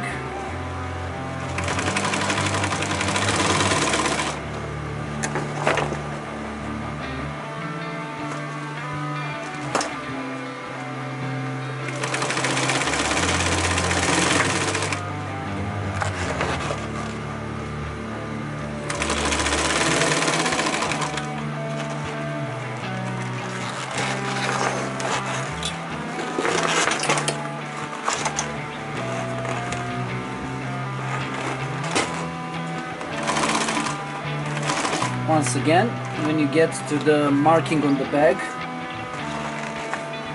stop and leave room 1 or 2 centimeters.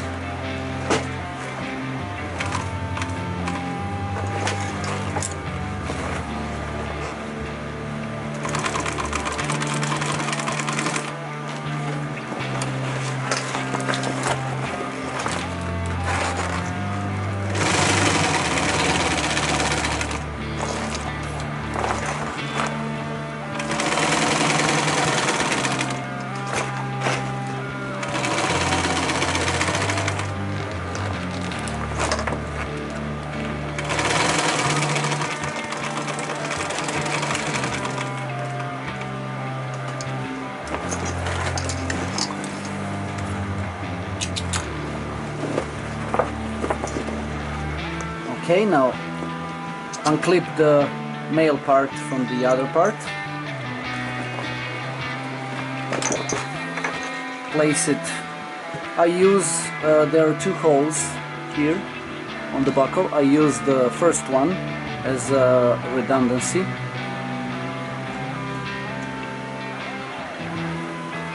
Make sure the buckle is pointing away. Like that. Now we have also marked on the webbing 3 cm. Use that mark. And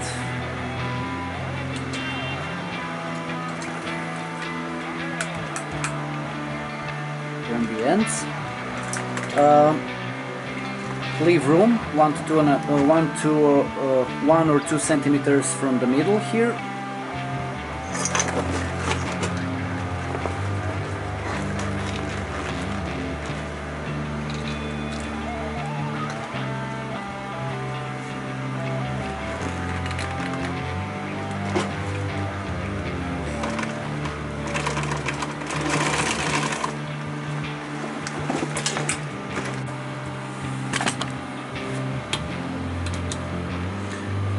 Okay, so when you get to this part where the webbing intersects, I usually do a box shape stitch, and that's what we are going to do here. Also, I usually do a triple stitch on these points here and here, where the webbing is on the end, where the webbing ends on both sides.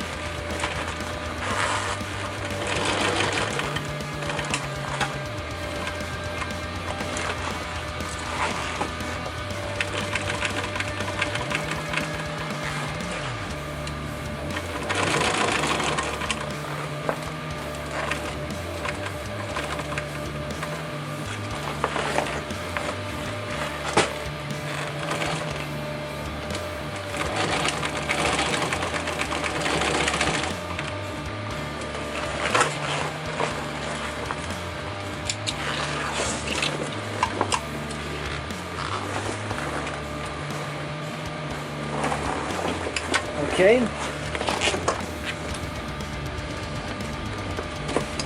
Here's how it looks. We have buckles. Next thing we want to do is to, as you can see, this space here between the webbing, we want to sew that. You can use triple stitch, I use bar tack, and we'll do it on both sides.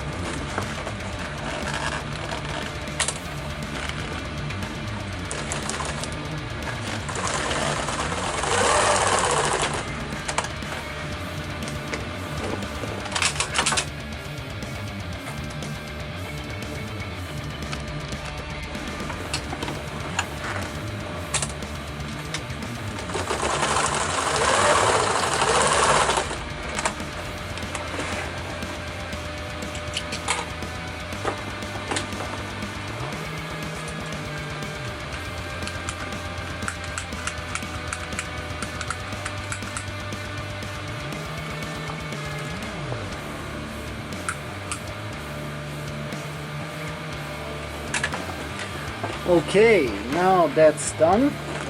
That's practically finished. And now we have a proper roll-up bag, as you can see.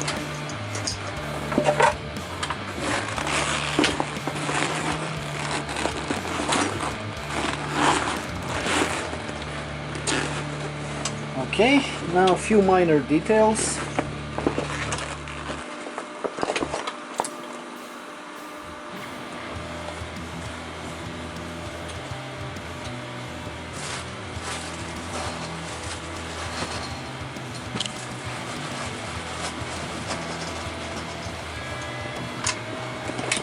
For the front, we need another buckle, 2.5 centimeter buckle, and also we need a 3-bar adjuster. So we'll go on the back, we'll put the female part, but first we'll place the 3-bar adjuster. It has 2 slots, goes from the back side to the front side, then over through the plastic buckle,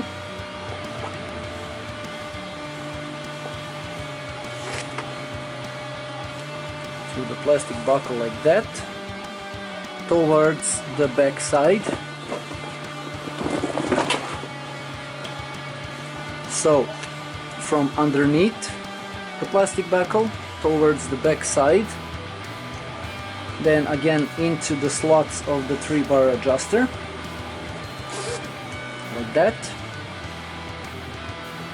And we want to sew the end, fold it 2 times and sew it so the plastic buckle doesn't slip away.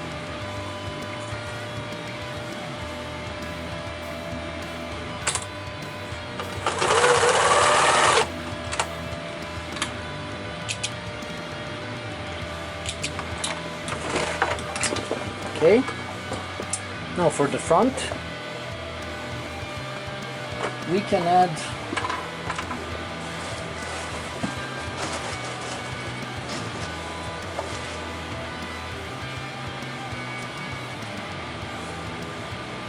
we need to make a few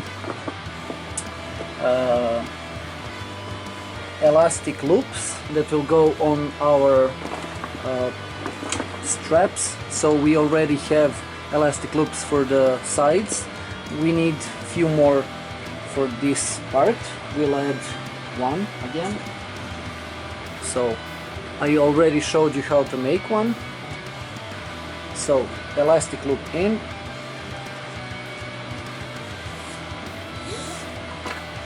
now goes the plastic buckle. So from underneath to the first slot, from top to the second slot, and through the elastic loop.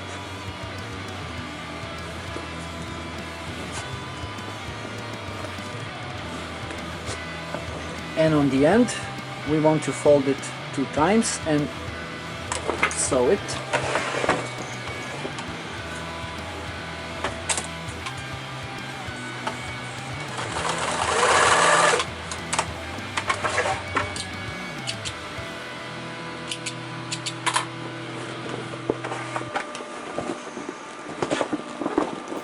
There we go.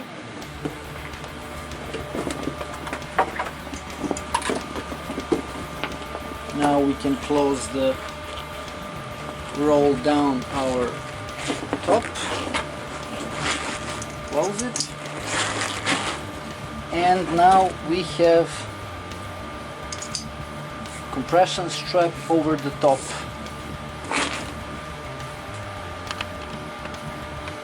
As you can see, we have a compression strap that goes over the top, and I'll show you later. You can put a jacket, rope or anything you're carrying and compress it with this strap. Okay, Now for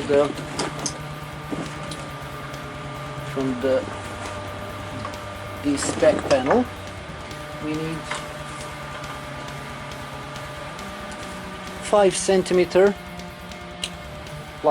plastic buckle that will go on the 5 cm webbing.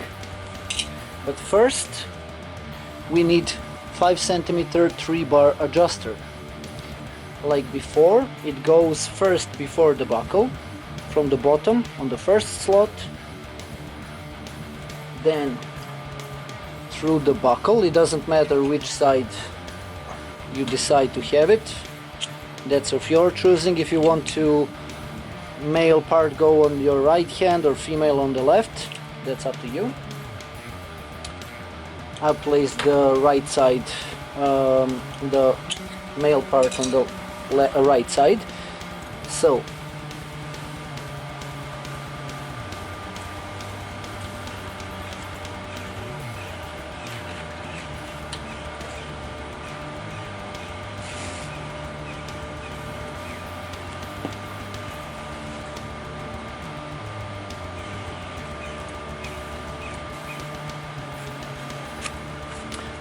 you will place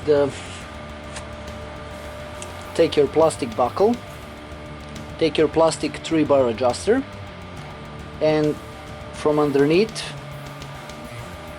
insert the webbing, then from top insert the webbing, then from the plastic buckle go from one side underneath from the first slot into the second slot,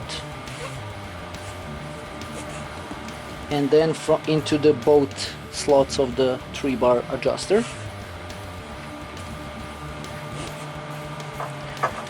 And you can adjust the length based on your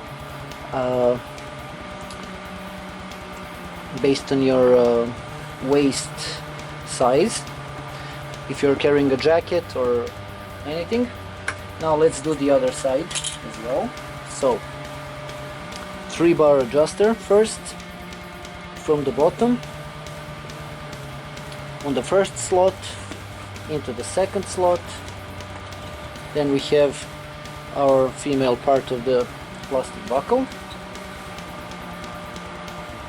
from underneath into the 3-bar adjuster again,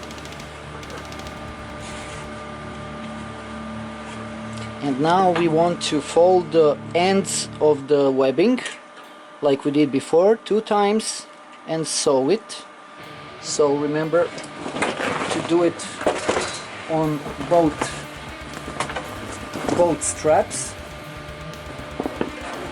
This is to prevent the webbing from slipping away.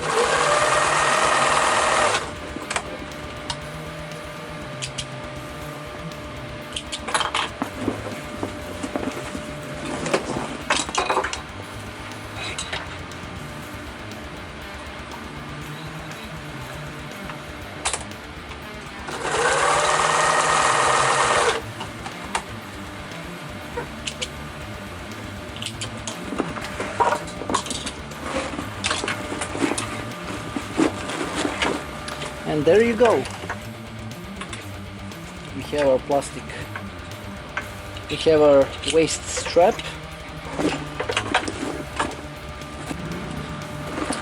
And that's it. So thank you for watching, and I'll be seeing you in the next one.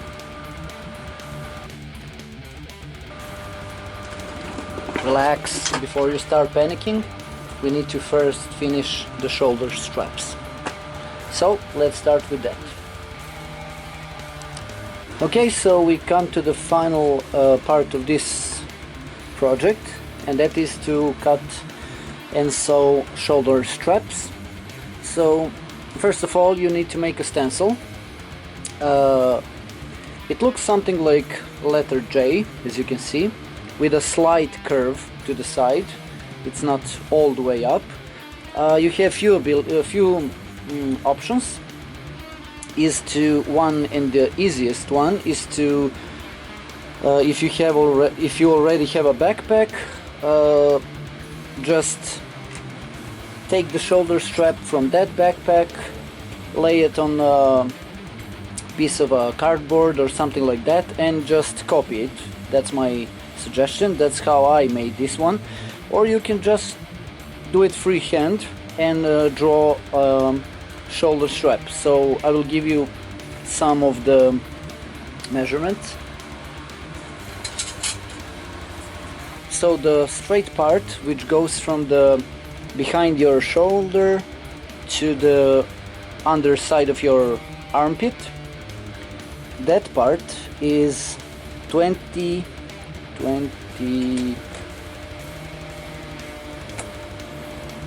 That part is 28 centimeters. So you have a straight line which goes 28 centimeters, and that slight curve that you see, that's long for some 16 centimeters.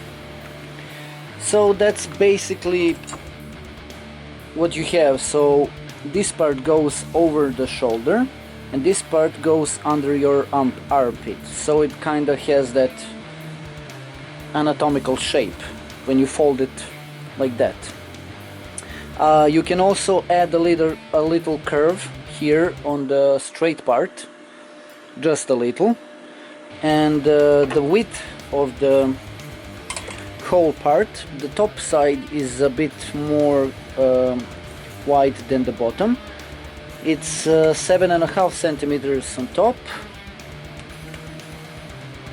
Actually it's all the way 7 centimeters except on the bottom where it's 6. So I hope that you get the idea. So basically we have a J, 7 centimeters in wide, 28 centimeters long, and the curvature is 16 centimeters long, and at the end it's 6 centimeters. So with that stencil done, you have few things to do, and that is to cut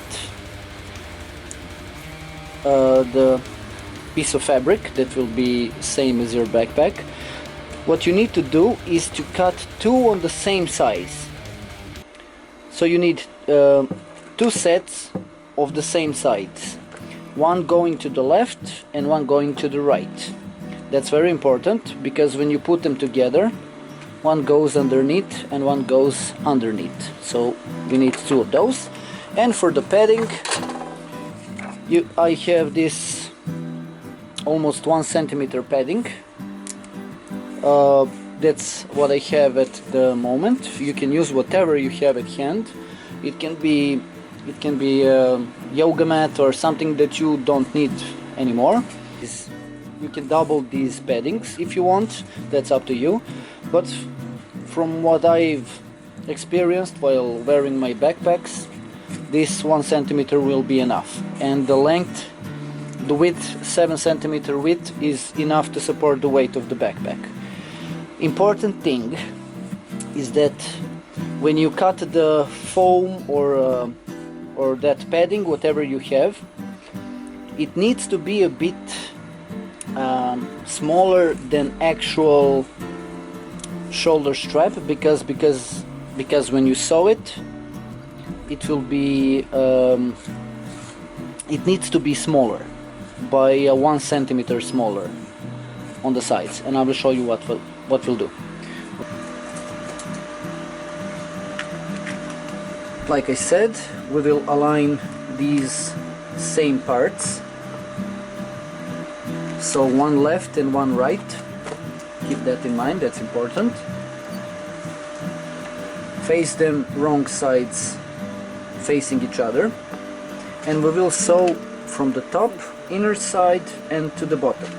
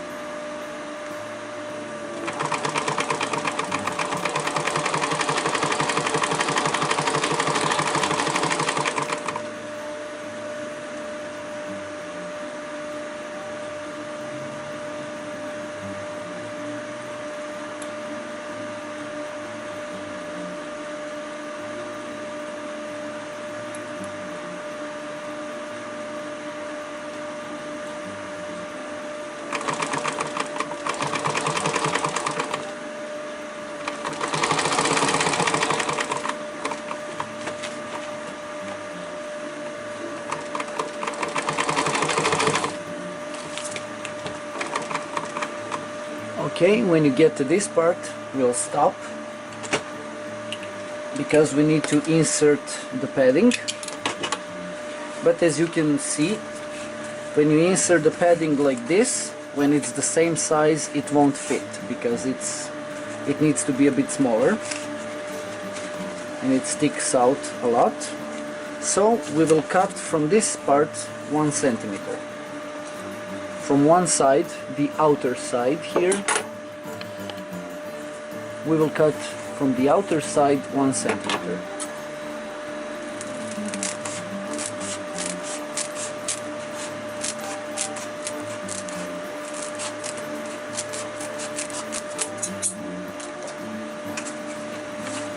Place it inside the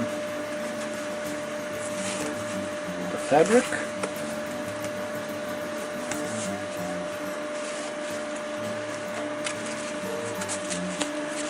And we'll adjust as we go. Start from the bottom and work your way towards the top.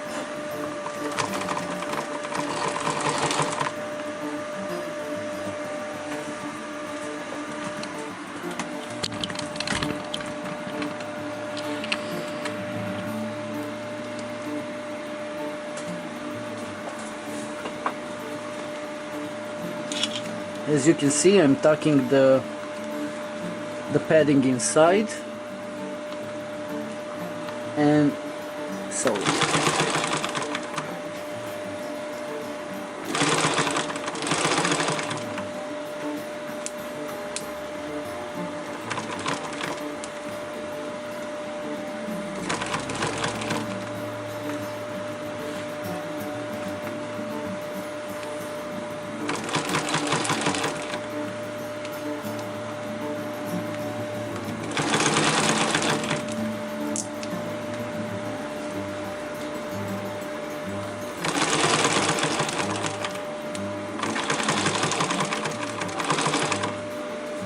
Okay, when you get to the end, we will sew it one more time.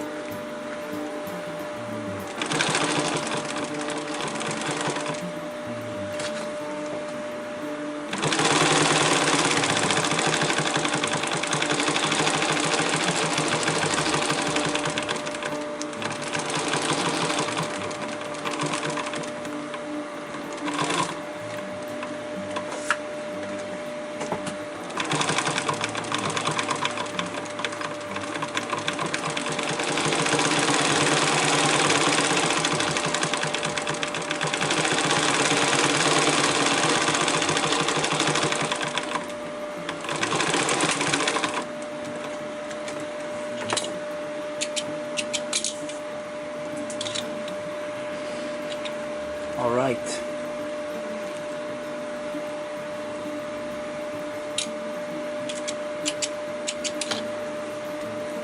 We have first shoulder strap. It's not that thick, but you can add more if you want. So let's continue with the next one. Okay, as previous, we want to start from the top here and sew the inner side all the way to the bottom.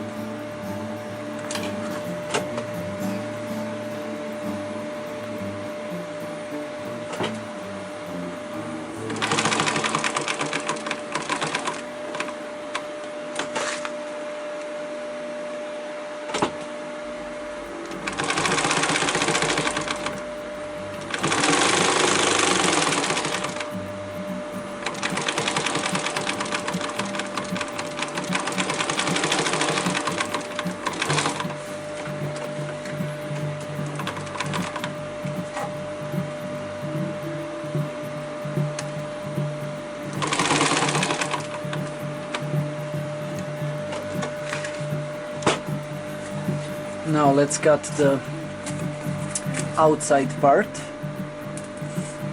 5 millimeters to 1 centimeter.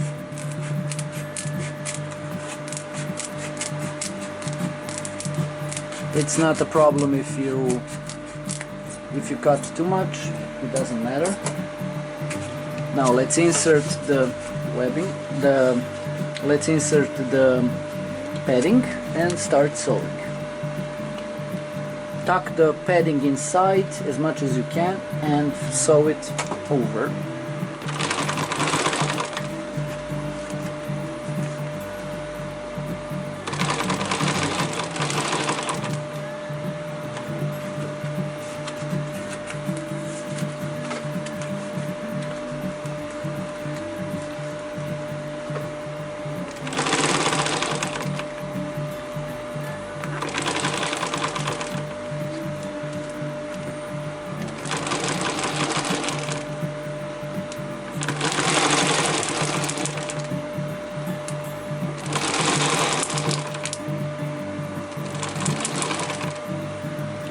Sew it one more time to strengthen it.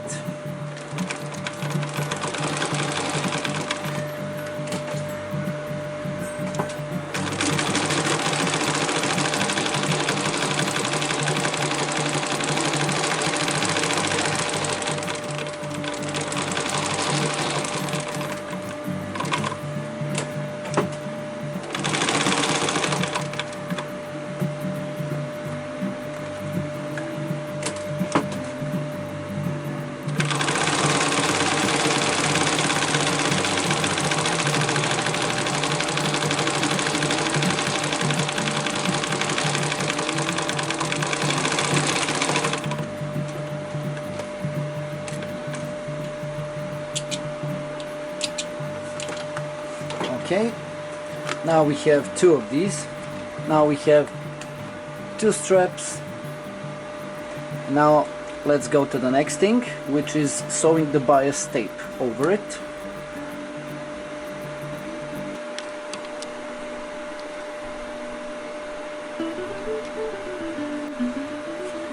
Alright, I'm going to be using 2.5 centimeter silver or wolf gray bias tape. I'm using this one because this is the only one I have at the moment. So if you have that bias tape sewing add-on for your machine, props to you. I don't. So if you don't have it, you will learn to sew bias tape by hand, which is not really difficult, and you should learn to use that. So how do you do that?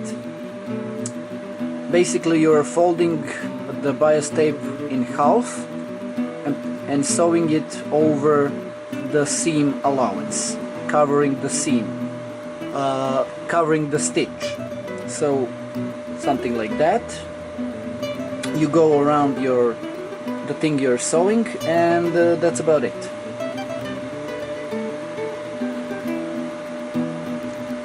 Okay. Also, if your seam allowance is more than half a centimeter, you might want to trim it, cut excess or something like that, make adjustments, maybe here at the bottom, maybe on the top.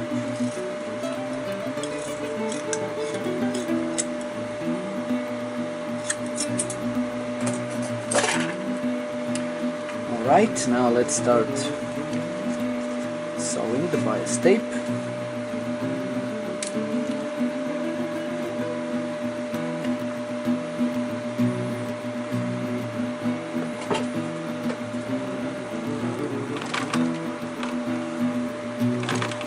When you sew bias tape, make sure to have good. When you sew bias tape, make sure that is well pressed against the seam allowance and that both sides are equal, so you don't have one side going over more than the other. Make sure that that's well done and keep good visual on both sides, and also make note of the seam you're making. I usually try to make it as much towards the inside, so that the seam is more towards the inside of the thing we are sewing. So let's go.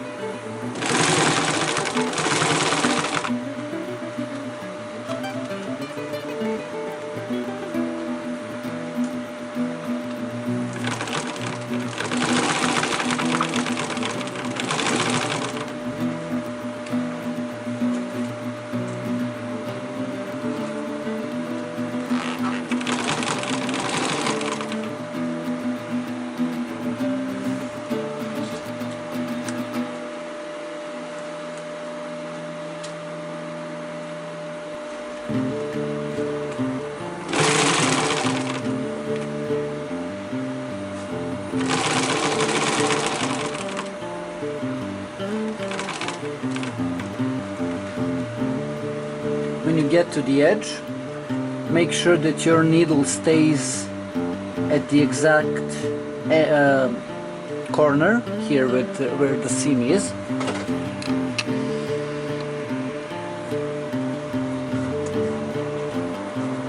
Get to the corner.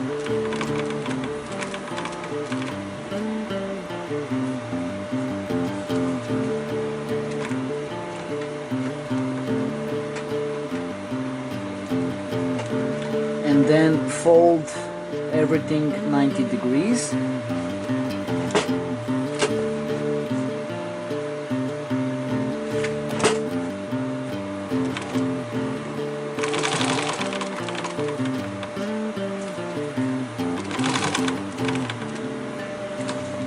Repeat.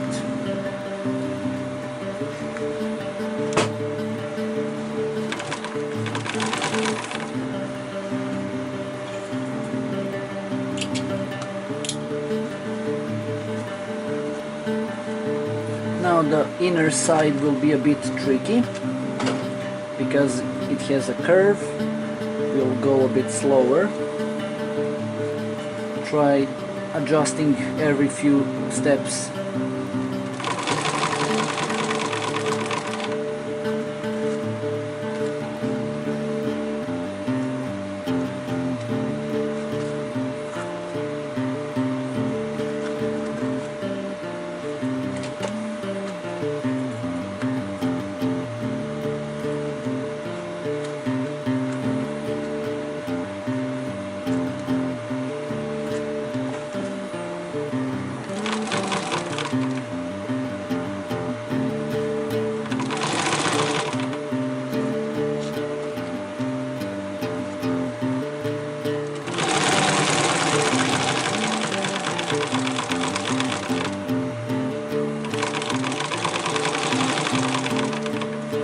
When you get to the corner, bury the needle, flip everything 90 degrees and continue.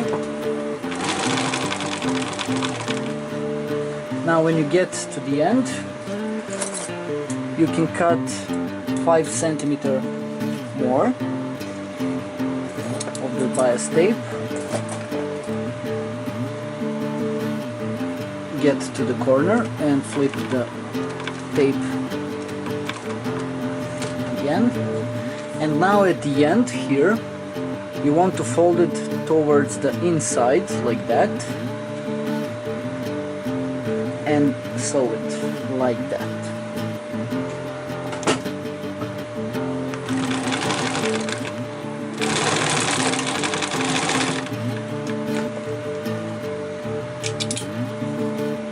And there you go.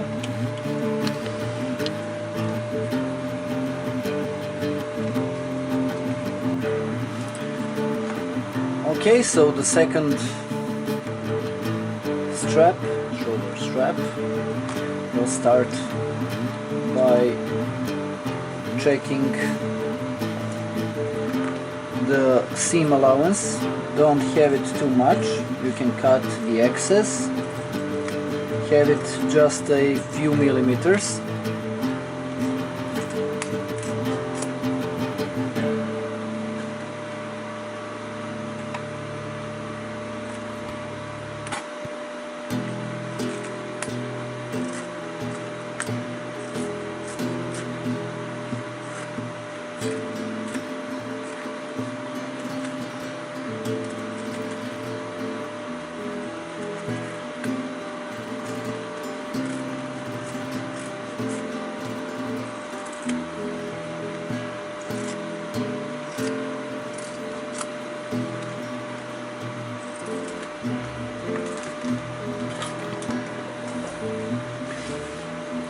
Now let's add some bias tape. We'll start from the outside part of the tape. We'll start from the outside part of the strap. Make sure that you have it, that your bias tape is folded in half.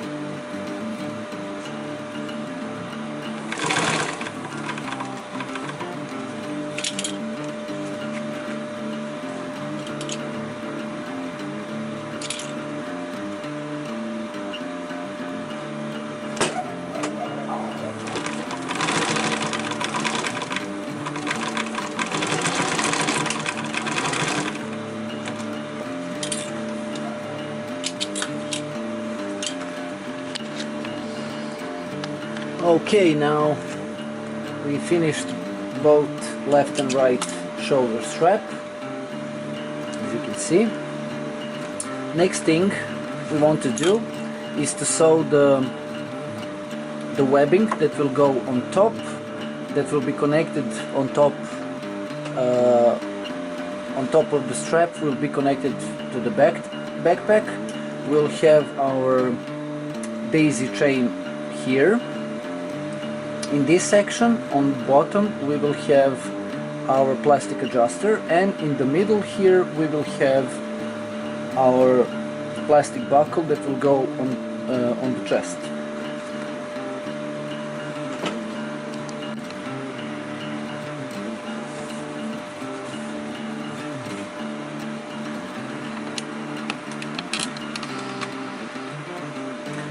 Okay, so first off, for the top side of the shoulder strap, you will need 5 cm webbing, 40 to 50 centimeters long webbing. So you'll need 2 pieces of those.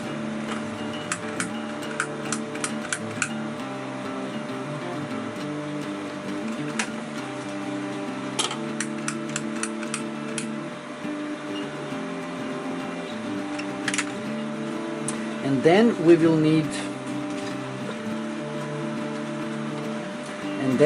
need to see how much of the 2.5 centimeter webbing we need, and we will determine that this way. So we will have each chain will be long 5 centimeters. So we will start from the top, trying to sew it in the middle. So you will mark 5 centimeter for each chain. You will go all the way down,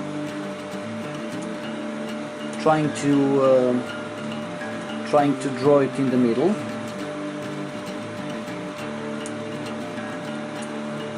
So you need 5, 10, 15, 20, 25, 30, 35, 40.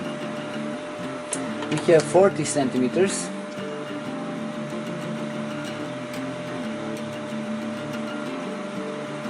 So we have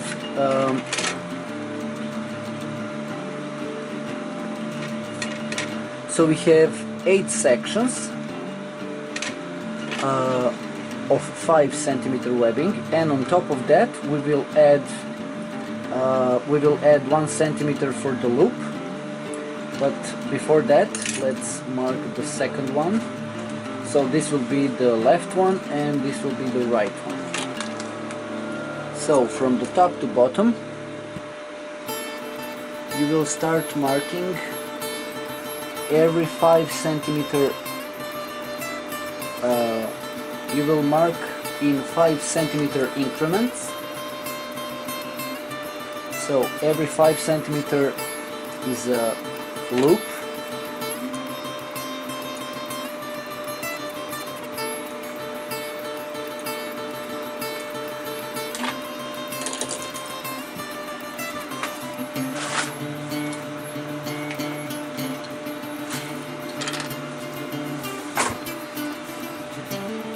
And now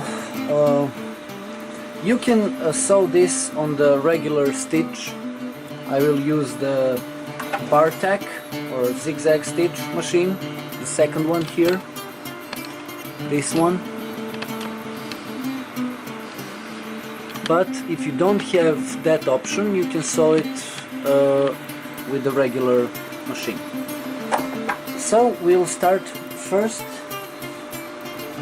by sewing these 2 long pieces of webbing that will go on top like this, like this.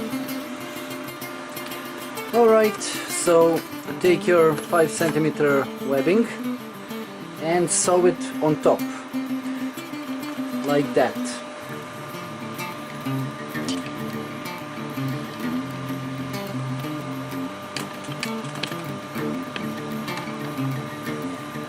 So you want to leave 2 to 3 centimeters to overlap, and then you're going to sew a bar tack stitch. That means you're going to sew it 3 times with the zigzag stitch.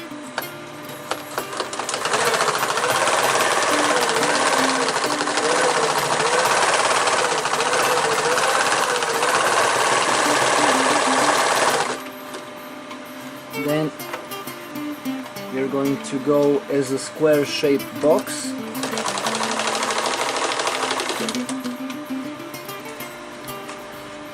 and sew on the bottom another bar tack.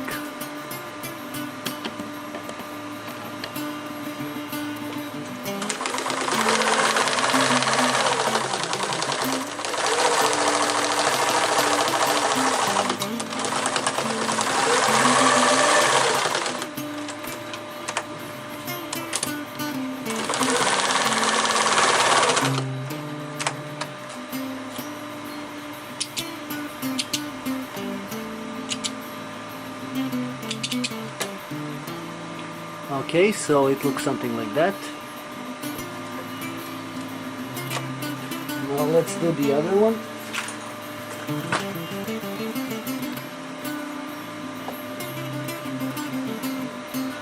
Make sure that you position them on the correct side. Keep in mind on which side they fold, one to the left and one to the right. Okay, same deal here.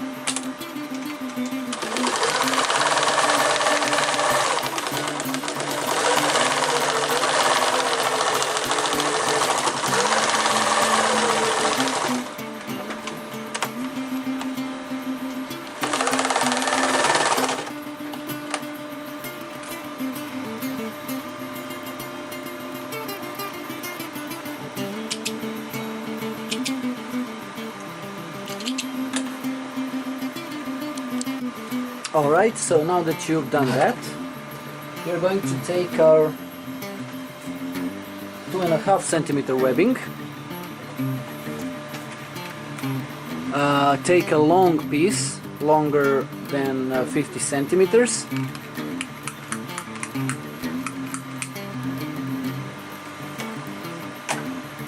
and then we will start by sewing on top of that, on top of the 5 centimeter webbing that we have already sewn.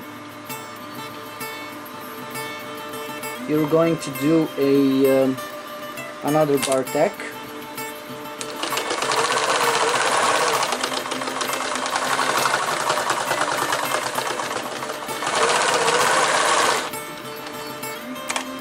And then we are going to skip 5 centimeters where our mark is at, and we are going to add 1 centimeter over that, like that, like so, and sew bar tack. 3 sew it 3 times with a zigzag stitch. Also try to keep it in middle.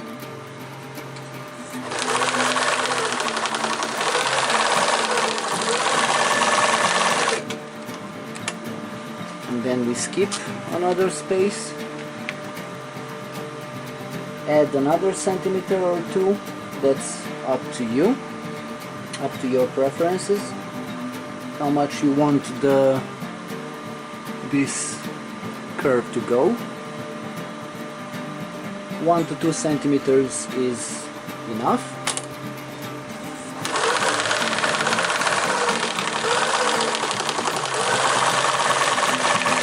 Again, if your machine can't handle the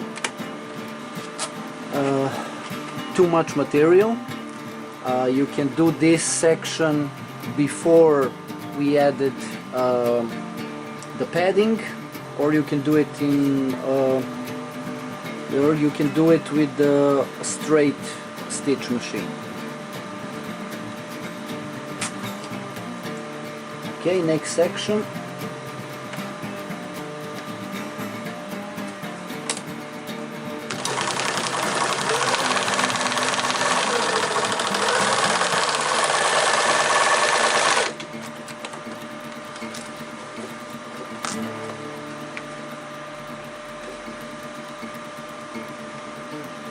add another centimeter or two.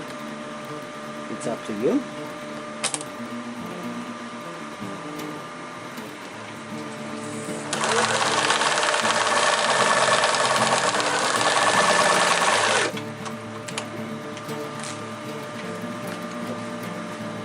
And now when the curve starts, we want to adjust the webbing accordingly.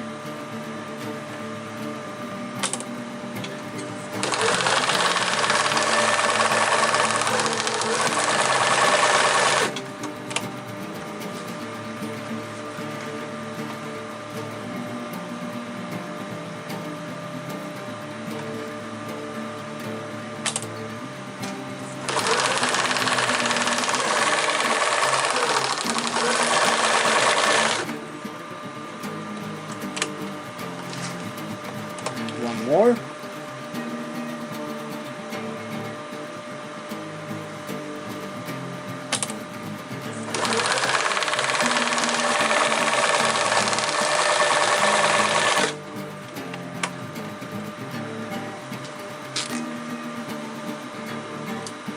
Alright, so now we are at the end of this part of the webbing. You need plastic adjuster. It looks something like this. You can find it on every backpack under your armpit. So you have 3 slots. One slot is for the webbing to one side of the webbing to be sewn as a loop, and another slot, another 2 slots are for the adjustment of the webbing. So we want to add, so we need from the last stitch you want to cut 10 centimeter webbing. From the last stitch you want to cut, from the last stitch here you want to cut 10 centimeters.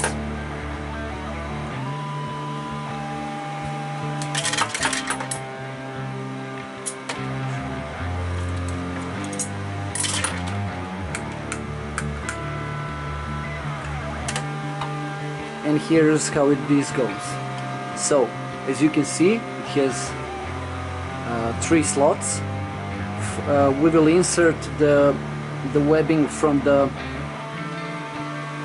bottom on the slot that is on the top side of the plastic adjuster, and then down into the second slot like that, so it can move freely up and down. As you can see, there is a slot here for the finger, and you want to tuck the webbing underneath.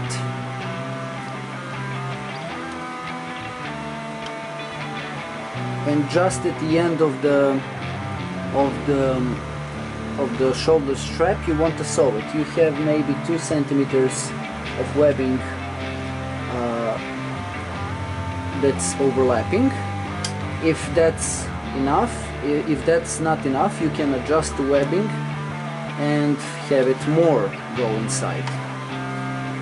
I'll go for the bottom part here. We also want to sew it 3 times here.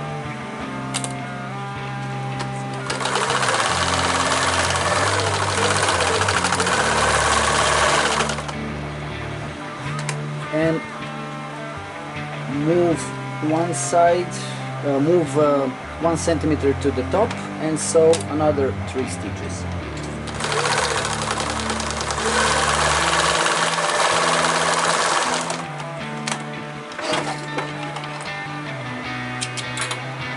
And here it goes. This is our shoulder strap with the daisy chain on top, which is really useful if you want to attach carabiners or anything that you need quick access to. If you don't like this daisy chain on top of the shoulder strap, you can skip this step.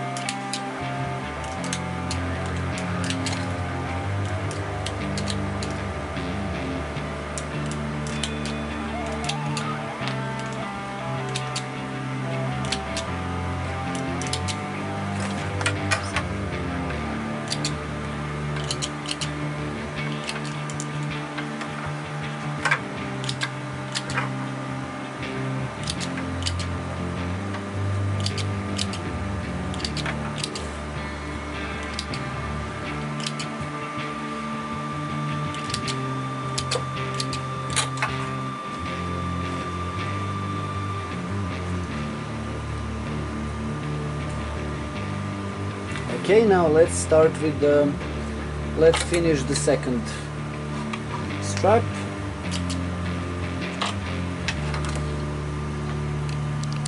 Alright, second strap.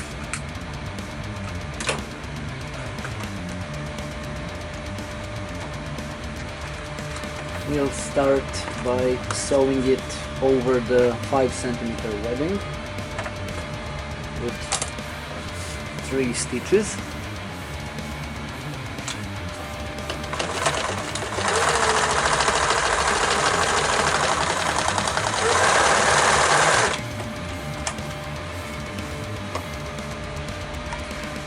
Look for the 5 centimeter mark that you made, add 1 to 2 centimeters over that, and try to align the webbing to stay in the middle.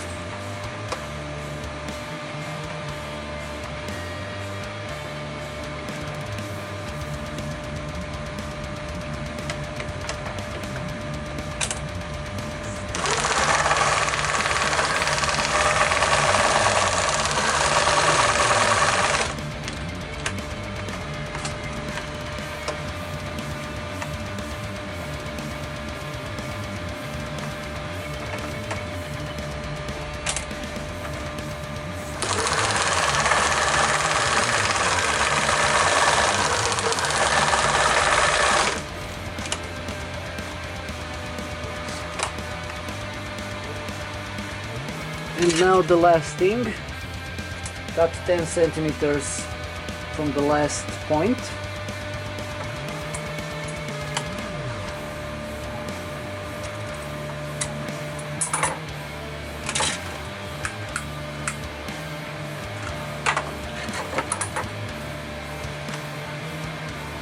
Again, plastic adjuster has 3 slots. From the bottom, insert in first slot, over the top into the second, and try to adjust where you want that position of the adjuster to be, and sew it 3 times.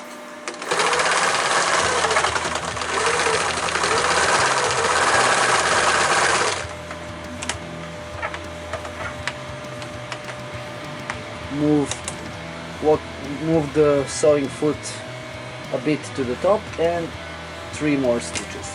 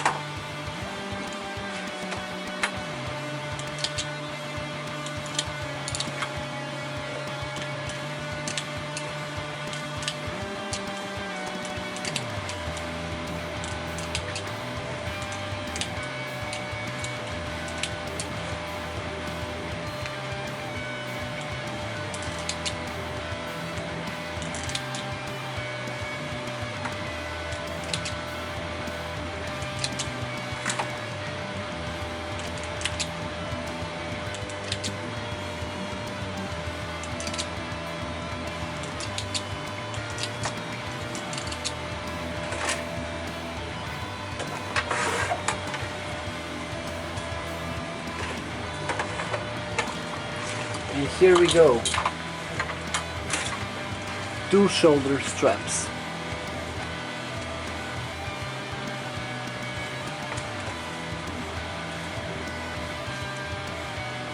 Alright, next thing we want to add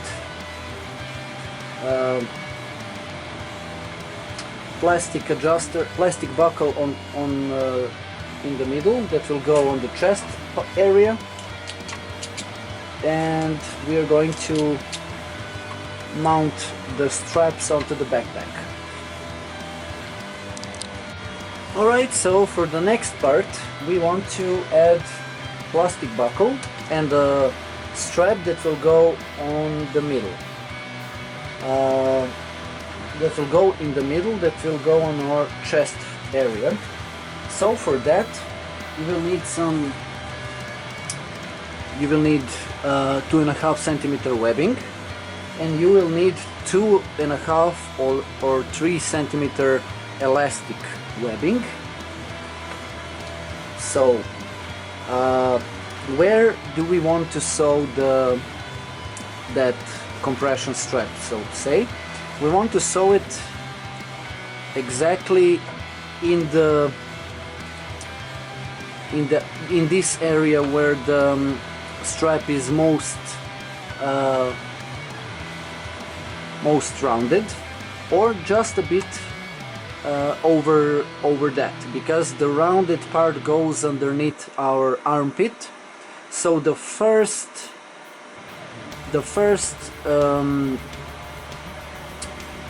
daisy chain loop will be our marker for this strap. Or the most easily you can guess is to place the shoulder strap on your chest, on your shoulders, and see where this part lies. I figured it's something like here. So I'm going to sew it there. That's the 4th loop from the bottom. So it will be something like this.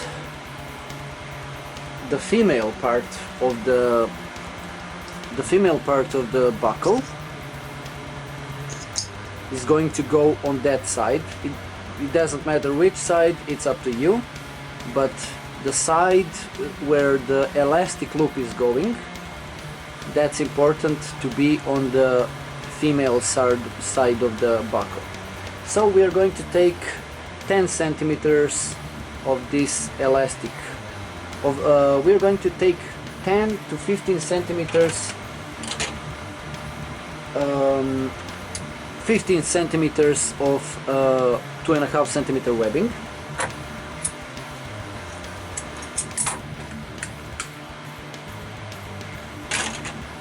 And the elastic webbing will be smaller.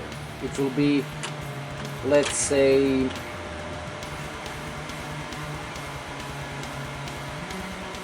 it will be 10 centimeters. So elastic loop will be 10 centimeters and regular webbing will be 15 centimeters, and you will see why. So first thing we want to do is to align both we want to align both pieces of webbing, and we will sew them underneath, with the elastic webbing being on the inside. So when you close the loop, the elastic webbing is on the inside here. That's important. So 3 stitches, bar tack stitch from the underneath side of the shoulder strap. From the outside in, you can add 1 to 2 centimeters of webbing, and align them and sew them together.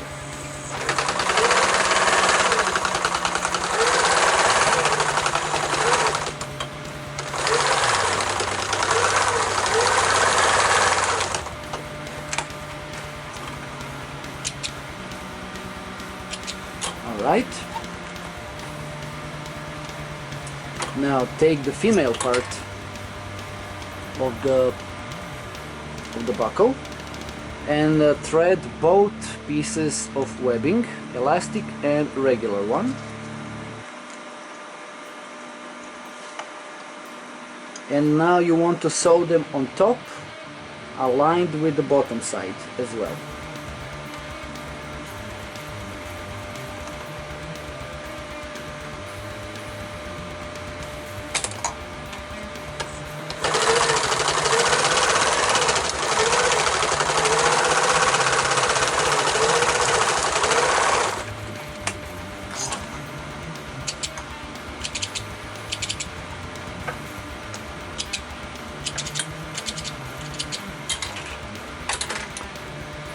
So what we have achieved with this is that now this part has some elasticity to it.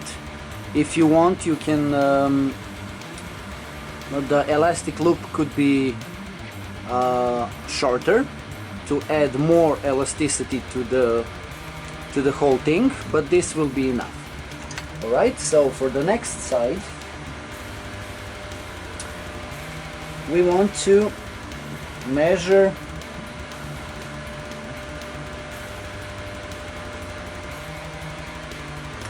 you can measure 40 to 50 centimeters webbing.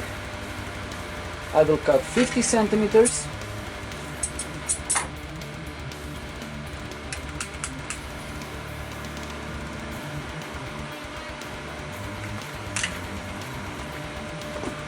And now we want to sew it exactly in the same area as we sewn the second one. So that will be the 4th loop from the bottom, just on top of the curve. And you will use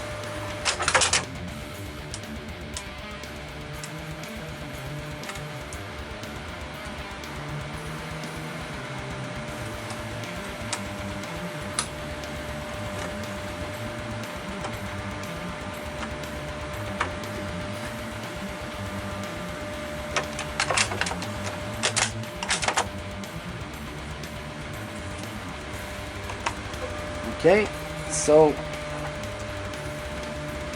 fourth loop from the bottom,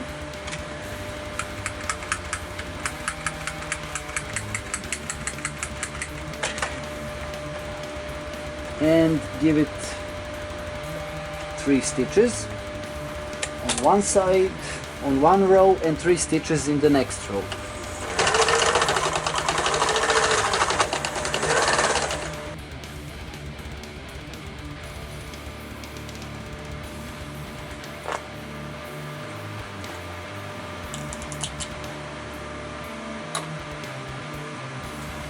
So, fourth loop from the bottom, and we will add 2 rows of bar tack, one next to the other.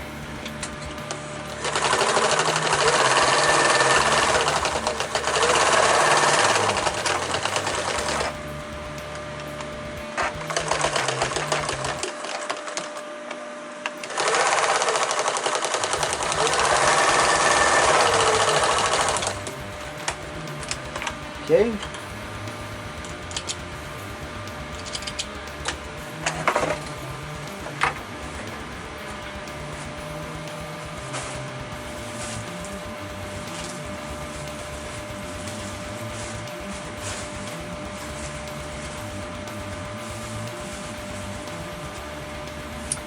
Two things before we connect everything.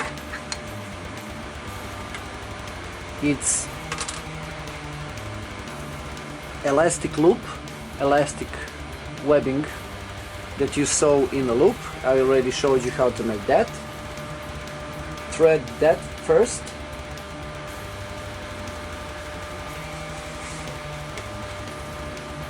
Then thread the plastic adjuster. So from underneath in the first slot, over the top into the next slot. Push it all the way back. Take the buckle, male part of the buckle, and underneath into the second slot, over the top into the first slot, and then thread through the plastic adjuster and into the elastic loop. When you've done that, you want to fold the end of the webbing 2 times and sew it.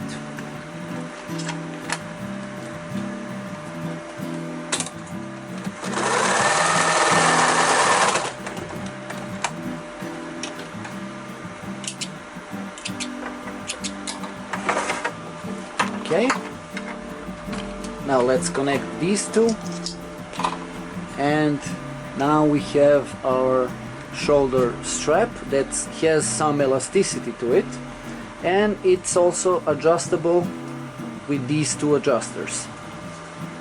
Keep in mind, you can adjust this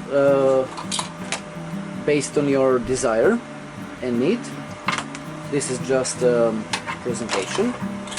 And now let's place the shoulder straps onto the backpack.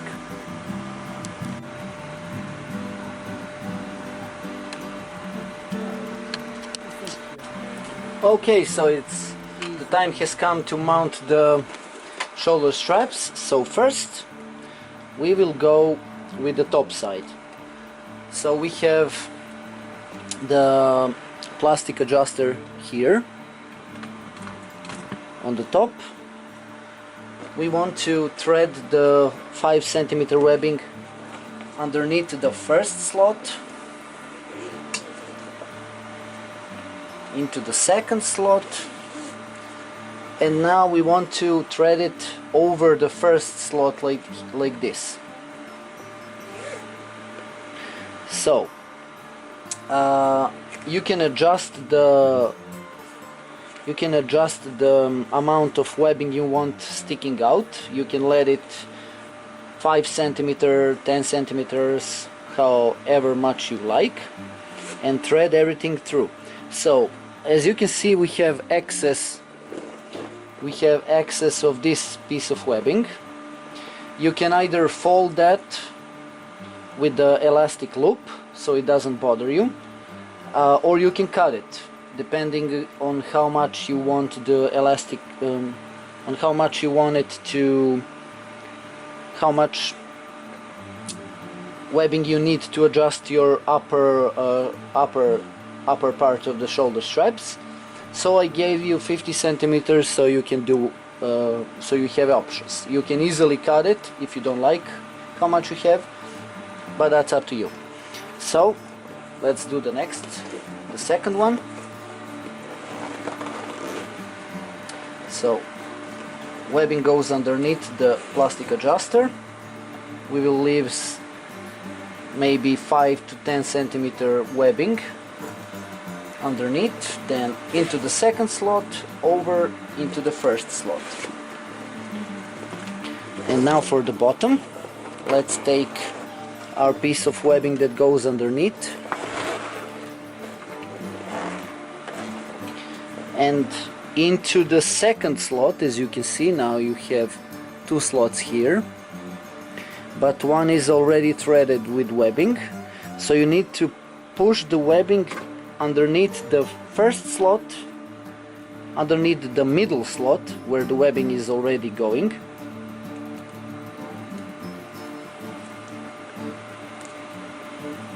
It's a bit tricky, but we'll try to manage.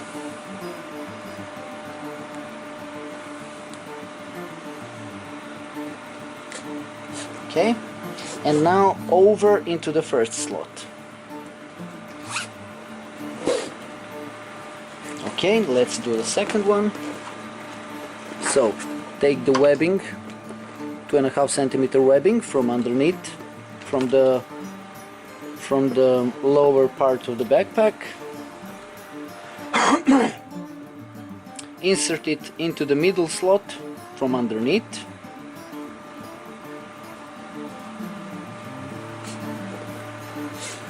And into the first slot.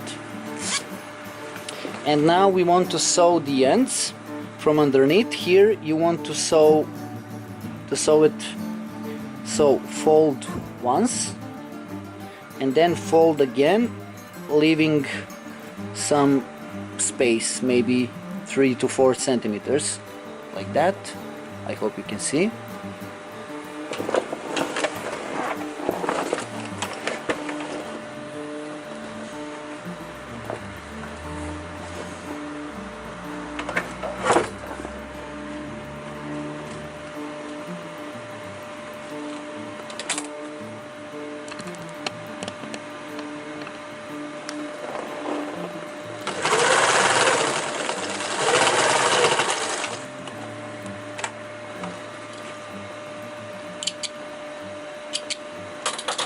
Okay, now let's do the other one. So, like I said, fold the first part 1 centimeter, and the next part you fold, let it be 3 to 4 centimeters.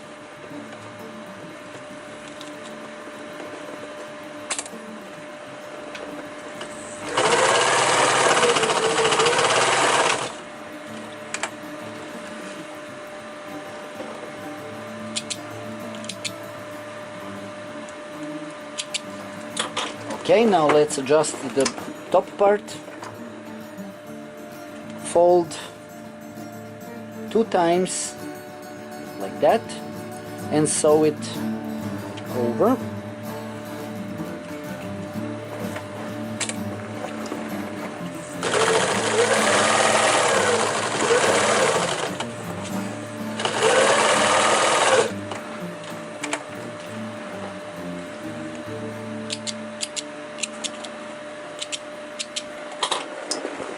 And for the second one, again fold it towards the inside 2 times.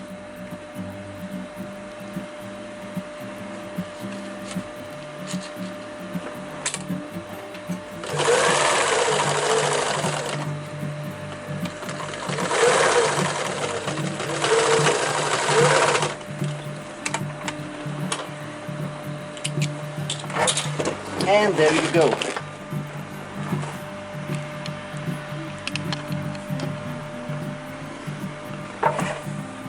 Our backpack is done.